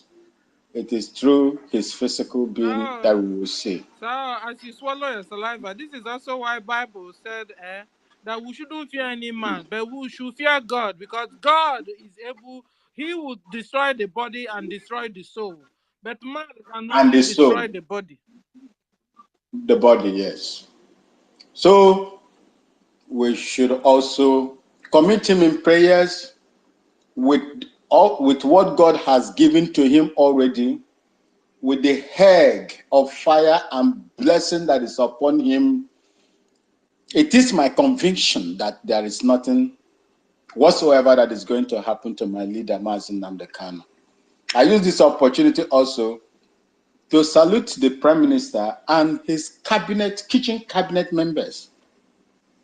those that are running the affairs of Biafran Republic government in exile on daily basis. I will also recognize my minister here, Otunwa Mwanya, and my elder brother as well, that I respect so much. We'll go 247. I think he is here. I saw him here. My Nemoche, that always lecture me about globalist. Vessel of honor, she is here as well. If I did not mention your name, please don't get angry with me. I remain you are Okene or you are Wawa. If you kick me out, you will still bring the Okene back inside the house. There is you saw my picture, Anwimbone, of my name, because there is no picture there. That is Anwimbone, is a popular name right now that people are talking about. You saw it there on the particular platform that I was yesterday. For everybody that doesn't know Anwimbone, that person, Anwimbone is someone who protects the interests of Biafrans. Whether you are my enemy fighting me for what I believe in, that is the right thing to do, and the right thing to do to bring back the dignity and the restoration of my mother's ancestral land, that is Anwimbone. Even if you are my father or you are my mother, whether it is anti-Biafra or pro-Biafra, I will represent the interests of Biafra and the interests of the Biafran people at large. That is who I am. You can bear me witness. I have appeared in so many places and I know what I have done. So if you see my picture, my name there, just know that it is Yuanwanwa, the Diaspora Biafra, your son, one of your son who is a Ghanaian, who has the mother ancestral origin or heritage, who has the Igbo blood, typical Igbo blood, that golden Igbo blood running in him. And that is what is pushing me to do what I do. Thank you so much, and may God bless all of you. Wherever I go to, like I said yesterday, I made my point. If my point that I have made does not align with your own ideology, and that ideology is not for Biafra and the freedom of Biafra, no matter the methodology that is used, I owe you no apology. If you have your own standard way of doing it, come out. I will also support you as long as it is geared towards the restoration of Biafra. That being said, I now go to the topic. I won't waste much time here because most of the things that I'm going to say here, all of you, everybody here, those that have spoken before me have elaborated on it. Jaja Godson said a lot of things here. I think Kama also said, Brinson made his own point as well. I just want to say this. The reason why I say Nigerians, because everybody that supports P2B and Dati is a Nigerian. Is a Nigerian. Because if you are not a Nigerian, you will not be looking for a solution that is going to solve Nigeria problems for you. You are a Nigerian. Nigerians, why we Biafrans are exiting. We are exiting Nigeria, the zoological republic, because you breed, you nurture, you bed, you bath, you sleep with criminality, corruption, death of innocent people, commandeering of ancestral lands, and all the rest of them. That is the reason why we are leaving you.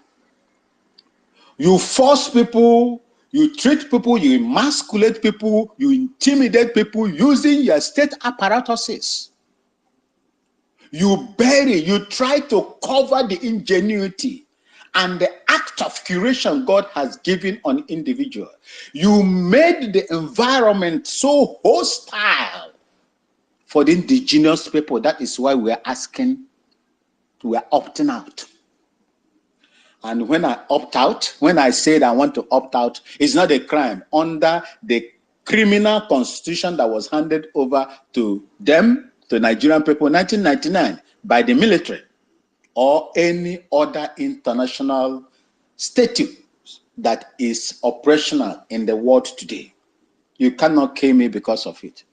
If you don't want to join me, please let me do what I know very well to sure that is going to give me Biafra or my freedom or the restoration of my mother's ancestral land. If you think you have a solution, another way, in the 4 cardinal points, not everybody will come to from the same cardinal points. People will come from north, people will come from south, people will come from east and the west. Where are we going to? Our target is Biafra.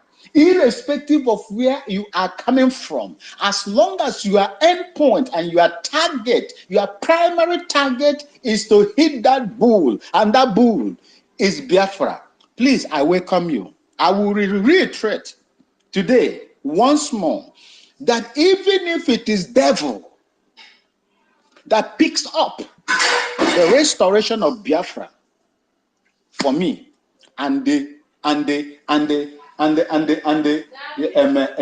protect the sacredness of my mother's ancestral land, I will follow that devil. I will follow that devil to make sure that my mother's ancestral land is rid of all these uncircumcised, criminal, murderous elements that are coming there, not just to kill and rape, but to take over my mother's ancestral land. That is why I am doing what I'm doing. Like I said before, if you have not entered into any of these security apparatuses in Nigeria, you will not know what Nigeria is talking about and what Nigeria holds for you that is believing in it, especially if you are a Biafra. If I had my opportunity, like I told my elder Nnamdi today, vessel of honor earlier on today, what I saw when I went to School of Infantry BRGIE, what I read there could have made me to turn into a weapon of mass destruction to destroy Nigeria, if it were possible. When you see all those things and you come out as a Biafran, let me speak to Igbo-speaking Biafran, and you come out to begin to say you want to validate Nigeria, then something is wrong somewhere. Something is wrong somewhere. I am proud, I make bold to say that I'm a Ghanaian because my father hails from this place, Upper East region of Ghana. I know the reason why I fight the way I fight for my uncles, my aunties, my mothers, my fathers, nieces, nephews, cousins, etc.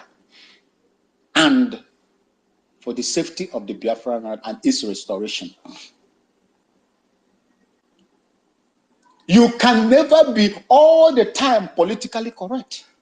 You speak grammar in any way, people will clap for you. But at the end, what is going on? Your people are being ravaged, your land is being destroyed.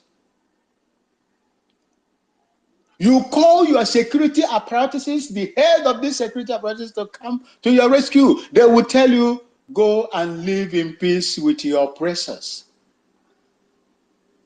And you still want to tell me that you believe in such a country will work? Now I begin to believe that the problem of that zoological republic is spiritual. 80% of its problem is spiritual. And that is why Nigeria will never make any headway. Nigeria has committed genocide against people. The innocent blood of innocent people, the indigenous people, is filled in the hands of Nigeria. They have slaughtered innocent people in that country. They've wasted innocent blood in that country, in that zoo, in that zoo. If they are not doing it themselves, they are doing it by proxy, using their foot soldiers, especially the armed Fulani herders, pretending that they are grazing their cattle, unknown to you that they are taking away your land, I won't be infiltrating. Yes, sir. Before you conclude, please, I know, sorry for cutting you short. I know you Yes, were sir. formerly in the military, right? Yes, sir. Yes, I want to ask you, because while we were growing up, we had this notion of I don't know whether it's a propaganda or it is the true fact. I want to ask you, when you people join the military, is there an injection that will be given to any military official, either police, especially the military, the army? Is there any special injection given to you people that takes away the humanity in you guys? No, not at all. Because some people say Not that at when you all. join the military, they'll give you a special injection that will take away that human part of you that will make the military, when they invade the community, they no longer respect the sanctity of life. That is why they take life anyhow without even caring who is being killed Maybe and who is not let me killed. answer you. Maybe it's from when Musa entered. You understand? Because when those old good days, when you see people after the war, they believe we have become one wholeheartedly. They joined the army, they joined police. I'm sure those days that was when Awumbun joined. But you see, these days of Musa and Lagbaja, I can bet you that such a thing might be happening. Might be happening. Yeah. Okay. Okay, go Okay. ahead, go ahead, go ahead. I just want to ask that I question. think. Okay. Thank you, sir. There is no injection unless you decide to take injections by yourself. It is not official. There are people that take some concoctions that is mixed with Indian hemp and etc. There are so many of them, but it's banned. Nobody, if they catch you there, hey, you will be prosecuted and they will charge you. You will undergo what we call orderly room trial. Look, no matter, the only thing that they are going to remove in you is fear. You don't, once you join the army, you don't fear anything. When you are in the war front and you are captured, just believe it that even a soldier will always reserve a bullet to kill himself instead of undergo the kind of treatment he or she is going to get in the hands of his captors. So, sir, hold on, sir, because you are opening our eyes. So, at the end of the day, for one to join an army, it's like a dead person already. The day you join the army, there are three things you have decided to do. First of all, there are so many things that is against you once you join the army.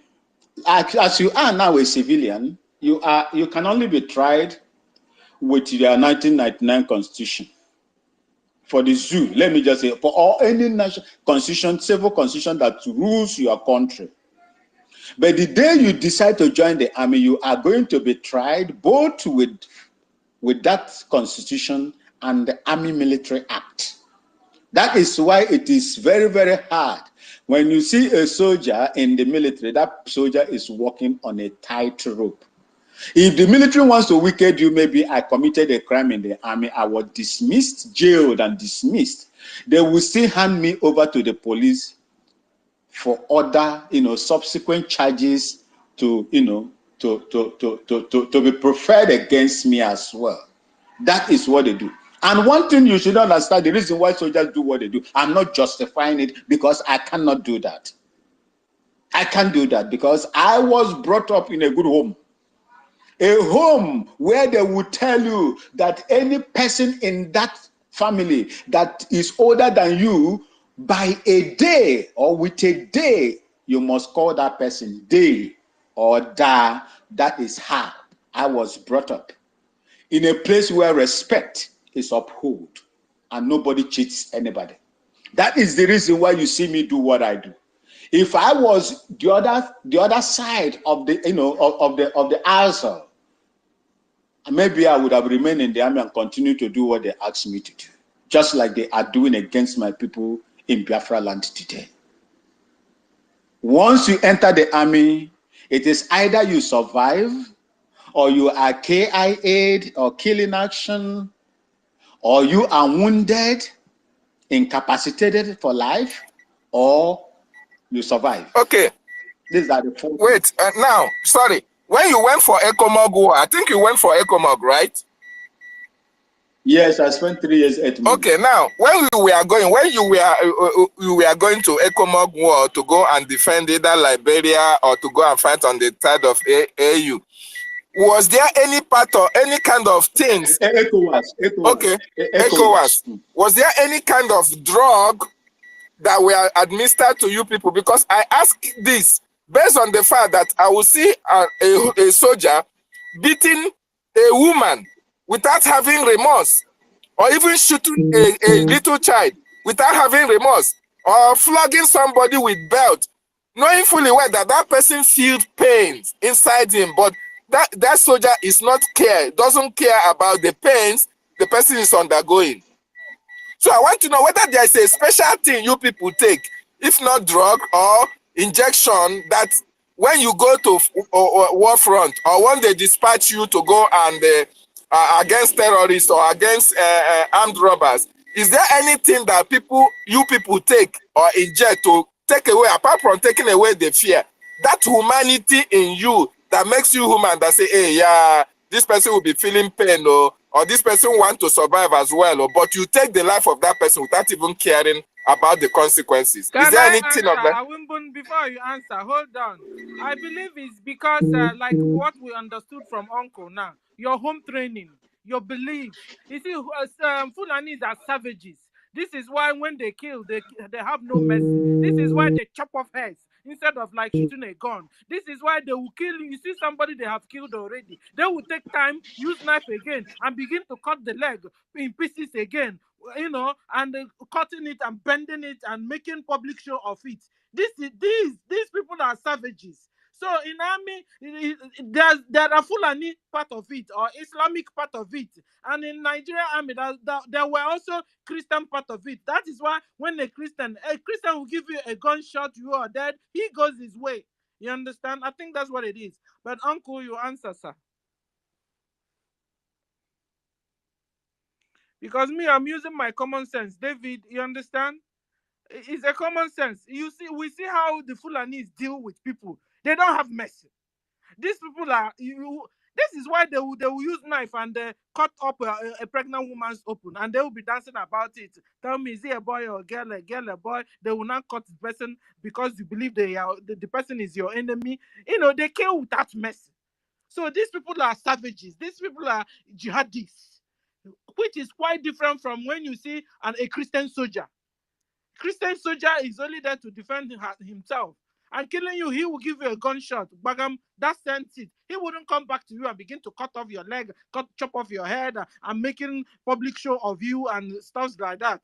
So to me, that's what it is. So, but if the military as a government now give them high drug so that they will go out there begin to behave like animals, maybe it started from Musa and Lagbaja time. Okay, yeah, thank you. Is he here? Is he still here? It's like no, the network are kicking him out because they didn't want him to say the truth. Don't worry, I'm looking for him. I'll bring him back. Okay. David, let me help you a little bit. You know, okay. Let me just make it simple. You know, in military, you have to define who is enemy and who is human. You know, so enemy is enemy, and the human is human. That's why when the military go out, they look for enemy. You know, they don't look for human. They don't look for, you know, people to, you know, slaughter them and all that. But in Nigeria, is different thing altogether. So you cannot even use Nigeria own to compare to, you know, Western world and other places. In Nigeria, even the way they train you, you know, is quite different. They train you like an animal. So when you come out as a military in Nigeria, you behave like animal. In Western world, they give you a proper training, but they still make you human. Here they said we break you to make you. So they will break you, you know, and they put you as an abnormal human person. Then they now make you back as a human, so you can differentiate between a human and the enemy. But in Nigeria, they trained you as an animal, and they want you to remain that animal. That is why you see the way they behave down there. You know, they think they own the world. They think they are the one in charge. Even the one that just entered the cadet, they behave Okay. as if they own the world. I want to chip in something. Yes, thank you. Thank you so much. Thank you. I want to acknowledge the presence of our Minister of Information, Sonny Akpadawasa. You are welcome. With all these things we have enumerated here, those of you who joined this space, these are some of the reasons that why Biafrans are hesitant, because Nigeria is not worth living. That is most of the reasons why we are living. Nigeria is an animalistic country. It's a terrorist country. It's a useless country. And that is why we are opting out for Biafra. So go and vote for the self-referendum that is happening here. Thank you. Yes, you can go ahead. Well, thank okay, you. our uncle is here. I'm back. Uncle Awumbun. Yes, sir. Good morning. Good afternoon, sir. How are you, sir? I'm fine, sir. Yeah, I want to chip in something very quickly before you take over. Like the military in the zoo, they don't train them to go to war. They only train them to go and shoot people on the streets. That is why there is war now, they can't fight it. And I will tell you, Nigeria have not had where they went to war before, apart from that ECOWAS. And I don't really know what happened in ECOWAS, but Nigeria have not fought any war anywhere. They just go 3 months training, and they send them in the southeast to go and start killing people, harassing people in their homes and markets, blocking all the roads, taking money. This is their work. They don't train them. They are not soldiers. They are terrorists. They terrorize innocent people. Let me quickly make a submission. Like what I see in the topic here, obedience knows why Biafra exit Nigeria. Anyway, I want to welcome the obedience. I'm still going to address you as obedience because for your attempt to draw us back, if not that our Prime Minister is Azwanoka, where would we have been today if not that? But we still welcome you. That is to prove to you that we are Biafrans, we love our people, we don't kill our own. We welcome you back. And now that something is happening, everything is unfolding, you see, we are bringing you Biafra at your doorsteps. Everything you have ever dreamed of is right here before your very eyes, only done by our Prime Minister, Obato Obienkizize. The child of heaven. That is what you address him as. Because if not this man, we are gone. We are winners. We have won this war, Biafrans, I assure you. We have won. I heard in the parliament today, they are all crying. And I was laughing. I was laughing today. Omo Chineke, we have won. If they are not crying, we are not doing anything. But they are crying. That is to prove to you that we have won. And they will continue to cry until the zoo is down on their knees. Thank you, Omo Chineke. Thank you. They are crying because their money, their exchange rate has become a shit money. So that's why also they are crying. Because normally they go to Abuja to share our oil money. Now their money has become shit money and they are crying because their money is worthless, has become worthless. And because their country has failed. Thank you, Uncle Otungomoya, Minister. So can we go back to our Winbun? Yeah. Adenem Sela, I do not know the reason why. When you begin to tell the truth like this, they will be attacking you left, right, and center. These are some of the things they don't want to hear. You see, first and foremost, you see a very decent and disciplined soldier. You can judge that particular soldier, man or woman, from his or her family background. That is number one. Because there is no how. Our Igbo people in their proverb said that you can never learn how to use the left hand at old age. If you must have known how to use your left hand, you must learn it at the infant age. That is that. But one thing again I will tell you again is this.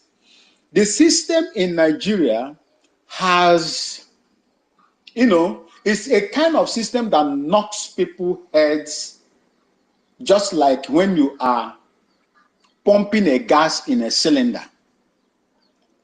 The higher the force, the more the gas vibrates inside. That is what is going on in Nigeria. The system that is being operated is targeted at one people, a particular ethnic group, which is the Biafrans. You are the one target. You are their target. No matter what they do, if they cannot get you, they do it by proxy. When you go to social media, you see people that are attacking everybody. When you go to the land also, the governors, they are using them to attack our people. That is what they have done. Look, in the military, people are, I was trained 6 months. 6 solid months. And these 6 months, the training you undergo is like you are there for 3 years. They will train you in such a way you will know what to do. Because the first thing for you to secure other people is the ability to secure yourself and to make use of the surroundings, especially for those of you that come from a different place, your place. An outsider will not come and tell you how your backyard looks like. Make use of your environment to protect yourself before you protect others. If you are unable to protect yourself, then you cannot be able to protect others that will be sleeping when you are mounting your sentry. And when you fire any shot, they will tell you must be accurate. Because it is said the person that fires first, depending on the efficiency of his fire, has a greater advantage. That is how it is. So you must be very, very strong. You must be very, very accurate when you are hitting your target. I realize, you see the reason why things are going on here. These are some of the things all of us know. The reason why you see they are falling in BIAFRA land is because of they are ill-equipped. They are ill-trained. That is where you see what is going. It's happening water down there. Okay? So you will know a decent soldier from where the persons come from. When you go to developed countries or the same countries, advanced countries, what they do over there is to first of all check your family background. And after that, the psychologists, the psychiatrists will come and examine you whether you are mentally balanced to carry that weapon. Once they give you that weapon, my brother, you are a potential, you are a killer machine. You are a killer machine. If you are not even careful, you can even cause what we call accidental discharge. You can kill your own brother or your sister. So that is how it is. So most of the things that is making us to leave this place to opt is that one of them is that my mother's ancestral land has been infested with these boots on the ground where there is no war. The only thing they are saying is, let us go. We don't want to remain again. We don't tire. I better make gonna leave us so that we can go. Give us chance so that we can go. You go there, you infiltrate it, you immerse the soldiers on their soil, you treat them as if you are fighting, like as if you are, even in Somalia war self, you cannot do what you are doing to those Somali people as you are doing to the Biafrans. You are not fighting war. They are only protecting their bushes. They are not coming out to kill you or attack anybody. You took the war to them. And it is in their own right to defend themselves. But where the concentration of terrorism that is going on in Nigeria, you abandon those places and begin to fight innocent people, go for low-hanging fruits to deal with them because you believe that they don't have the power to defend themselves. And when they decided to say, no, this thing can no longer happen, then you begin to label them terrorists and begin to infiltrate and mass soldiers, same boots on the ground to go and, intimidate them. Remember, you can never fight an unjust war and win it. If you want me to explain more, you go to the Marines and ask them what they suffered in Vietnam. You will never fight an unjust war. Even in Somalia, UNISOM, we ran away from Somalia. Thank you. We ran away from Somalia. United Nations ran away from Somalia. These are Al-Shabaab terrorists that are fighting over there. So you cannot fight an unjust war and expect to win it. As long as Akachukudia, you will never win. You will be on the losing side. And those that are supporting you to commit these atrocities against innocent, unarmed people, with their little effort, you will know that they serve a living God.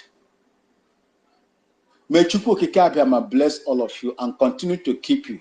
Do not look back. Don't look at what anybody is telling you or talking about you, wherever you are. Most of us are Igbos, and I support them. We will never have, we will never come, maybe agree on one thing. There are other people that will, this is how they want to do it. But that ideology that I know that is working for me, I will perfect it and make sure it works for me. If you feel that what we are doing or what I'm doing is not correct, my brother, my sister, Namoche, go and devise your own means. As long as it's towards the restoration of my mother's ancestral life, I will not joke with it. I will support you. May Chukwu Okike Abiama bless all of you for this great job that you are doing. Preserve the life of our leader, Mazi Nnamdi Kanu, and that of the Prime Minister, Simon Ekpa, and every son and daughter of Biafra land who loves freedom and the need to fight for it. I say, may God bless you, and may God never allow your own to spoil while you are fighting to restore the dignity and to restore our ancestral land. Thank you so much for having me. I yield. Thank you. Thank you, Uncle. The summary of all the things you said is, when you fight on just war, you can be sure you will not win. Fulani, they are fighting on just war. So they will continue to lose and lose and lose. Thank you, Uncle. Can we go to Mazi Ugochukwu? Mazi Ugochukwu, you have the mic, sir. Sister Stella, before Mazu Gochuku, I just want to chip in something very fast. Sister Stella, our minister is here. Can you ask him if you want to speak? We know how he operates. If he wants to speak, he will raise his Okay. hand. He's a gentleman. I just want to chip in something. Our Yeah. lovely brother, I won't be said, every target of Nigeria is against us, which is 100% correct. And he made also a comment like they go for the lower fruit, which targeted us. But the point remains that if you can remember, he is our own. Every time Nigeria has demonstrated something great in any part of the world, if you look, 80% of it is from us, from our people. But today that we have withdrawn everything from them, and most especially that the every target look forward to us all these years. I also made mention that they are not well trained. That's why they are falling like a little flies, which they are for Biafrans. And the other way around, Biafra man is something to be compared when he's ready to carry out anything, even whatever you may call it. The point here is that all these years, we have been sleeping. And most of us was not informed. But the point now is that we are not sleeping. That is why our PM look into their eye and tell them that I will crush you and I will destroy you. Nigeria will destroy you. And everybody that back him and stand tall That is why Nigeria is nothing. Just that the problem we have is that the problem we have is just all these enablers. Apart from these enablers, because these are the people I'm angry with. I'm not even angry with the such a flies called Nigerian military that do press up once in a week, the 7 days, and they pick up gun. My problem is those people that give them that chance to penetrate us and destroy most of our lives. That is the problem. Apart from that, these people are nothing to you to face even 0.3% of Biafra. Thank you so much. Thank you. Mazi Ugochukwu, you have the mic. Sir, Information Minister, if you're ready, just tell us so. Thank you, sir. Thank you, Sister Stella, for the space. Thank you, guys. Ugo namesake, David Nana, greetings to you. And to the ministers in the house, I greet you people specially. Otumwanya, I've seen you. Sister Mary Tekam, I greet you people. Our elder uncle, Awimbuni, I continue to greet you for your wonderful submissions and lessons. The truth of the matter is we have really passed the phase of trying to force a horse to drink after dragging it to the river. The entire people who said they are obedient did everything they could to truncate our struggle. Well, they did what they did to slow us down, but unfortunately we did not stop. And today, because they don't know our position in the struggle, after losing out of their election, they are looking for who to blame and who to battle. Battling Mazi Simon Ekpa, our Prime Minister, they saw it as an avenue to feel important. And I will tell you, my brothers, I'm talking of the serious and authentic comrades in this whole struggle. Stand firm and never look at their faces. Just give them the message and let them choose between life and death. It is their choice to make. We did everything humanly possible. From day one, let me even start from when Mazi Nnamdi Kanu was making his broadcast. He said, only INEC determines who rules Nigeria. Your PVC is useless. As I speak today, they are preparing for another PVC of 2027. Quote me. That is how they are being wired. But that is none of our business, because if they cannot see the people in the struggle, beat your hand on your chest, tell them you can see BIAFRA here.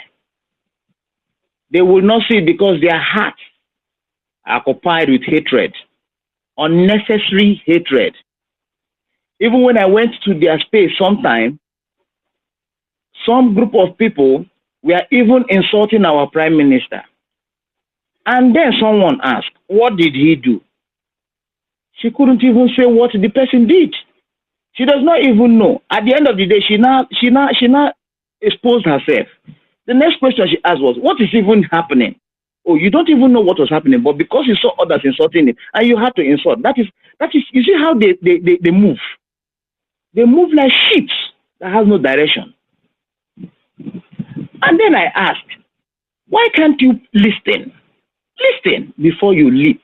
Look before you leap. There is wisdom in listening than talking.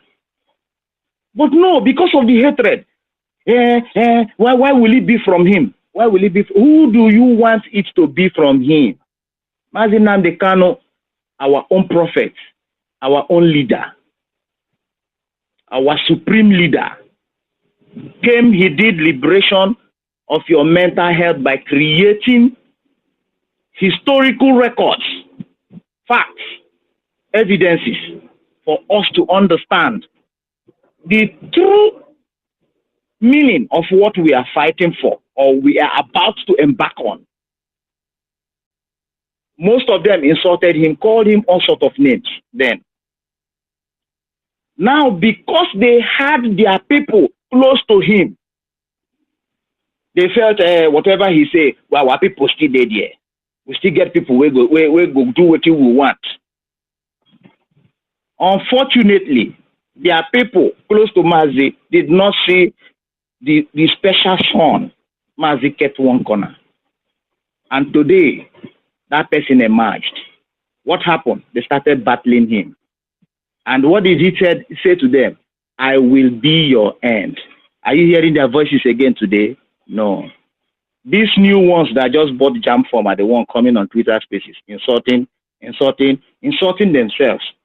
And the way they talk, the manner at which they talk, they insult people will really tell you that these are thoughts who were opportune to run away from, who escape from the zoo. They talk irresponsibly. That's by the way. We are leaving Nigeria because Nigeria as an entity or a geographical area is inhabitable for man to stay in. Let us even start from animal, because they have their rights too. We as humans understand the true nature of development, the true nature of value for life. We understand nation building. We understand values and moral decadence. These things manifest in us as Biafrans. I beat my hand on my chest all over the world. We are there and breaking grounds. If not for this unlawful and meaningless marriage they call the zoo, we would have gone very far. As I speak to you today, so many of us are willing and eager to invest in Biafra, but because it is being attacked by marauders from the Sahel, they chose not to bring in their money. But then, as I speak to you today, my premonition is telling me that they would come in a large quantity to invest. Taking, for instance, Professor Nnamdi, what he did for the people of Abia State, Aba precisely. That's a very big record. But then if you ask the obedient, they say, hey, yes, oh, hey, thank God, it's good. How can Bat do it if it was to be under the caliphate? They would never allow that development to come in because they don't like development.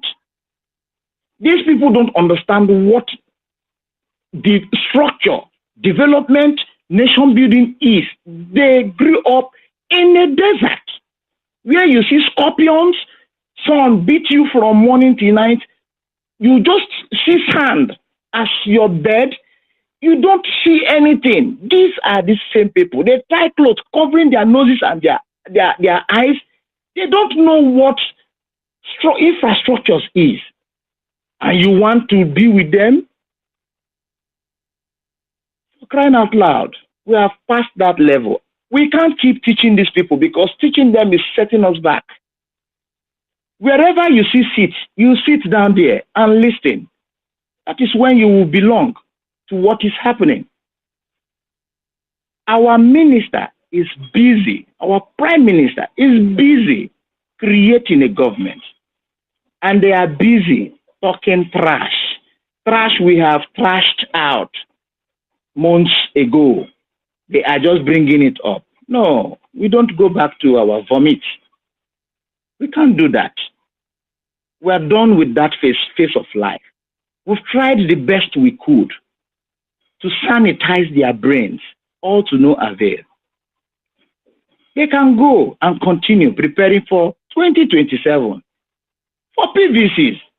And the same thing that happened will still repeat itself, and that will not tell them how advanced their stupidity is gradually becoming. Most of them said, let Onyendo remain there. Let them finish an election. And we told them, Onyendo told them, the election will never come to your favor. Even if you win, you will never enter there.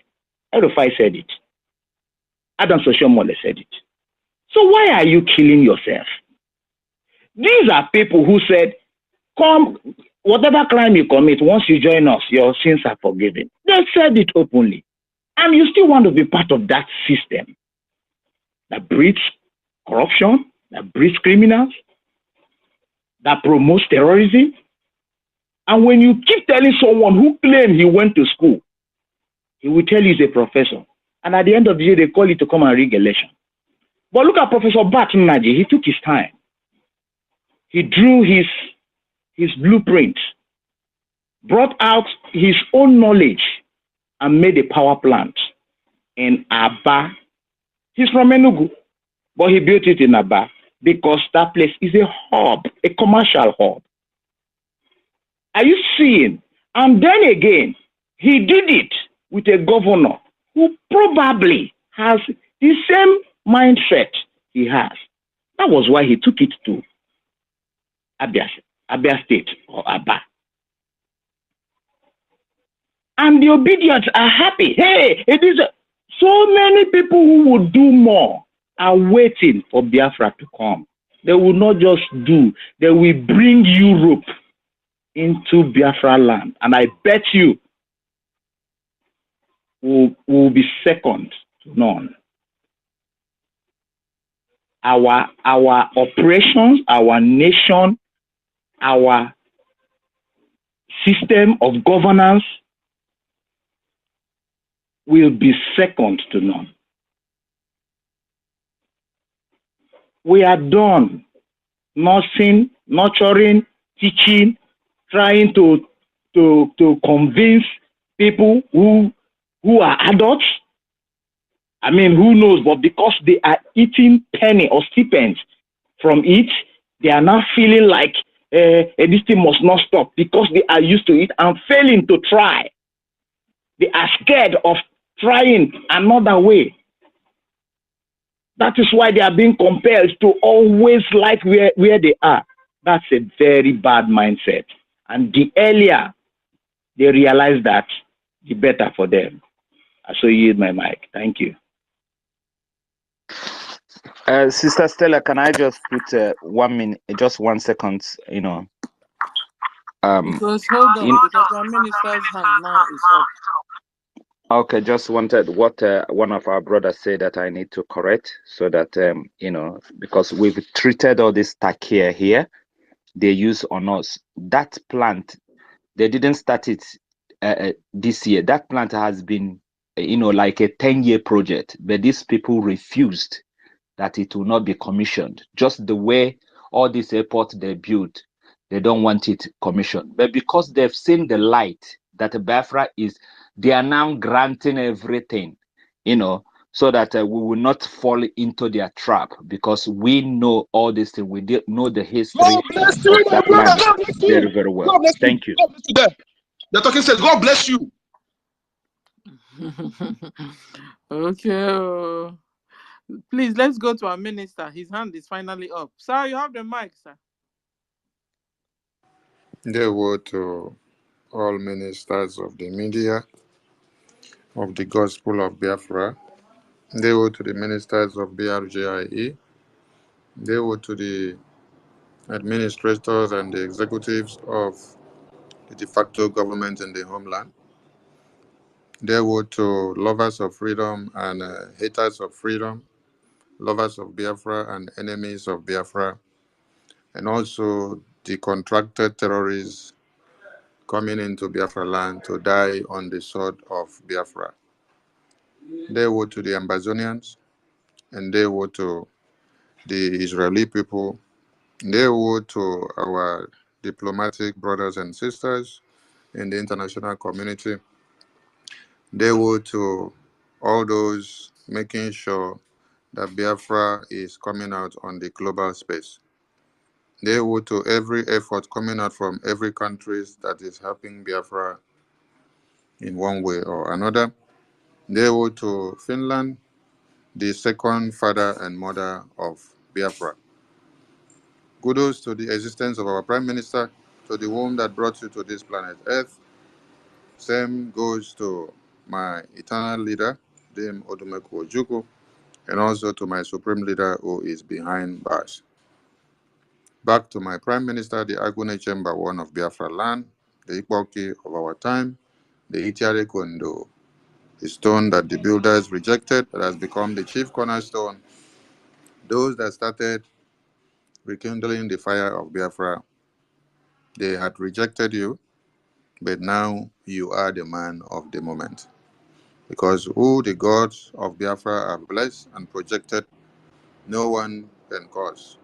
You can only demean his existence for some time, but that cannot stop him from bringing the lamplight of Biafra to the full.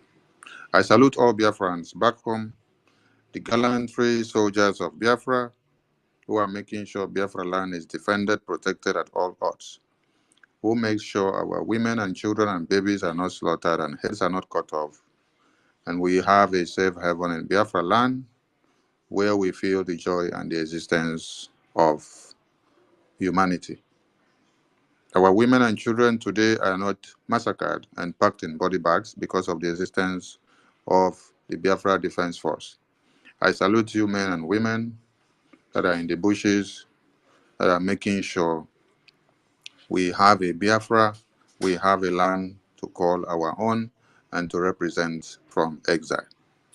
I thank you all, Biafrans, who are making sure that every enactment from the government in the exile is being implemented. It is one thing to have a leader, and it is another thing to have a committed people who are ready to do the needful, to sacrifice all they have for us to have results. You guys back home are doing us proud. Your strength is our strength and our courage. Your tenacity and your determination and focus on the rising sun is what emboldens our Prime Minister and what emboldens our Supreme Leader and what also emboldens the spirit of the heroes and heroines of Biafra who have fought before now and who are now using that spirit to embolden us, to keep us strong, to go to the finishing line. I salute you all. To the donors of this very government, making sure that our watches are not dry, I salute you. God will continue to enrich and replenish your pocket and your coffers so that you will have more and more to bring out for us to harness this freedom and to supply every weapons needed to defend motherland. Tomorrow is Friday, and the Prime Minister with his cabinet will be visiting Canada. We call on all Biafrans to key in and meet us at the airport of Canada as we arrive in a grand style to do that which we know how to do best. Finance is very, very important for the Biafra Defense Force now. And everything you hear the Prime Minister pronounce, and every act that has been voted upon, approved, and adopted needs to be harnessed with funds. That is why money is very, very important. And I thank you all for all your contributions. Please keep it up because we need it now more than ever. All right. The Prime Minister will be live in less than 20 minutes. And I oblige all Biafrans to key in to the wonderful message that will be coming from his very office. Also, when I came in, I heard my ministers of the gospel talking about military of one Nigeria. May I say that the reason why you don't have a Syrian military brigade anymore in one Nigeria is because of what you see that is inscribed or encrypted on the Nigerian Army logo. What is encrypted there is the motto of Uthman Danfodio. So that is why everything coming out from the Nigerian military is going with the ethics of slaughter, genocide, massacre, destroy, maim, and rape. So there's nothing like a serene military service in one Nigeria. Even we that have served in the military before and then came out, they train us to act like Uthman Danfodio. Yes, because when you come out from the military school, whether paramilitary or any other one, You come out and the way you see a normal human being that is not out of the paramilitary school, you see that human being as a monkey. You see the person and you must address the person as a bloody civilian. You address that person as a mutu mutu. You address that person as a riffraff. That is why you can brutalize that person the way you wish, because it is what they have imbibed in your brain in the training school. So it is the ethics of Uthman Dan Fodio, which is the Islamic Jihad, which is all about no mercy, no empathy, no sympathy for humanity, because it had a different agenda. The prerogative is a jihad, jihad, jihad. So when you look at other military services in other countries and cantonments, you will see the differences in their rules of engagement. Because even you that is not of the jihadist extract, but serve in any of the paramilitary divisions or unit of one Nigeria and come out, you will not see another human being that has not served in the same place as a normal human being with you. You will see that person as a riffraff. This is one. And that is why, as it stands now, they are all infiltrated with the terrorists all over the place. So where the problem starts is your baptismal name. The baptismal name that they have given you that is inscribed on the logo of Nigerian Army. It is written in Arabic. They did well to write it in Arabic so that all of us will not know. You serve in any parliamentary service and then come out, you go for all the training, you don't know that you're acting under the command of Uthman Dan Fodio. You must behave like them. You must have that mindset of destroy, kill. No. So that is where the problem comes from. And we did not even bother to ask or find out why is this thing encrypted on this logo of Nigerian Army in Arabic. Are we in Arabic country? Why didn't they put it in English for all of us to understand? Why didn't they put it in Hausa? Why didn't they put it in Yoruba? Why didn't they put it in Igbo? Being the three predominantly spoken languages are known of in one Nigeria.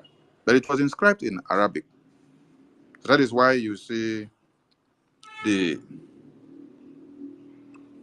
jihadist pattern of the Nigerian military. That is that. Obediot needs to understand that their cry is over. But if they still want to continue to cry, we will serve them a big river and a big drum that will serve as a reservoir. They will cry into the river, then it will be coming down to the reservoir as a drum, so that we keep that one for them to pour in back into the river for them, so that when it seems to be dry, they will have more to overflow. But Biafra exit is sure. Have you voted? Please go and cast your vote, because one Nigeria has been destroyed. Nigerian naira and their currencies are all dead and gone. And as it happens, you see the Biafran coin making waves. So prepare all your coins that you have on Binance. If you have your money in Binance, do not rush to go and pull your money out of Binance. One Nigeria only do what they can, but they cannot take your money out of Binance. They can only deal with Nigerian banks and the brokers outlet where they see. They cannot touch your money inside your Binance account. So you can transfer your money, trade with another coin when you wish and how you like. It's only that for now you cannot make use of the person-to-person option that you can manipulate and do your transaction into your bank account directly. But you can make use of it with any other coin. But Naira coin cannot allow you for now because it is a nomadic country. They eradicate innovation and then they implement nomadic lifestyle. Instead of going forward, they retrograde. That is why during the election of 2023, they told you the Muslim ticket means restoring the dignity of Islam. It means Islamic jihad. They told the Pope and Blend that they are not coming to give you innovations. They are not coming to build schools or technology or new roads or companies. No, that they only want to restore the dignity of Islamic jihad. So I salute all Biafrans. As Biafra climbs higher, we need to clap for ourselves because it's not been an easy trend. We thank the Prime Minister of the Indigenous People of Biafra and all his cabinet and all he's doing. And super thanks goes to the gallant men and women that are defending motherland. I salute all of you as we key into the Prime Minister's briefing. Thank you from here. There was. I did like now. It will soon be live. It will soon be live. Okay, so let's begin our conclusion, everybody. 1 minute. As we do, and in case it comes live, we'll just stop the 1 minute conclusion. I have not spoken, and my Prime Minister is about to enter. If not, so after our Prime Minister's briefing, we can reopen the space. Okay, so yeah, Kachuku, just 1 minute, so we can go around before our minister. What I want to speak, 1 minute will not be enough. They can go. Next time I'll talk about it. I want to say something that it can take 4 minutes. That I've been waiting. Okay, okay. When our PM finishes, we can come back, or somebody else can Stella, pick up give him now. Let's hear. Stella, give him now. Let him be talking. Okay. All of us here, He said we he want to to talk. I have a quick question for the information minister, please. It's not going to take long, please. If Onika doesn't want to speak, can I speak, please? You said you have a question. Yeah. Greetings everyone on this space. Greetings, Honorable Minister. Greetings, my information minister. Please, I have a very important question, because I was watching the when the act was being adopted yesterday, as it was being broadcast live. I want to ask a question, because I know our Prime Minister was saying something about making our coin stable. Is there any option, like, for we Biafrans in diaspora, apart from we investing in the coin? Is the government making any plan to see that whenever we want to try and make our contributions, like, because we need our goal is to keep that coin stable and even grow further, even surpass the dollar? Is there any way that the government is making plans, like, okay, let's say as we do our weekly donation to support the government, to support our military, is there any way the government is like making plans that we can also, like, instead of like making it available on the website, whereby if we want to do our contribution, we can also like kind of use it like to buy the Biafran coin? Are they making any plans like that in the future? You're absolutely right. And if you were very observant in the broadcast of yesterday, you could hear the Prime Minister say that as soon as we launch the coin in the stock market, we will start making use of it in our weekly and daily donations. Okay. And also, does that donation guarantee that in as much as you are contributing, does it still mean like you are still investing in Biafran coin, or that donation is only strictly going to go for the military? Because I need to get it right so that I know how to proceed when it's out. Now, you need to understand one thing. If you're good at cryptocurrency, if you're just using crypto to buy a coin and then make transaction and send over, it's a different thing like going to trade. So when it now goes into the trading market, you can now see it available for trading. Then you will trade based on the platform that is available. Okay. All right. Thank you so much. Thank you all for all the work you're doing. Yes, I appreciate it. Thank you. Thank you.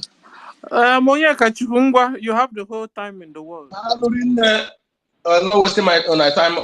All protocol duly observed. My name remains Monya Kachuku, AK encode number.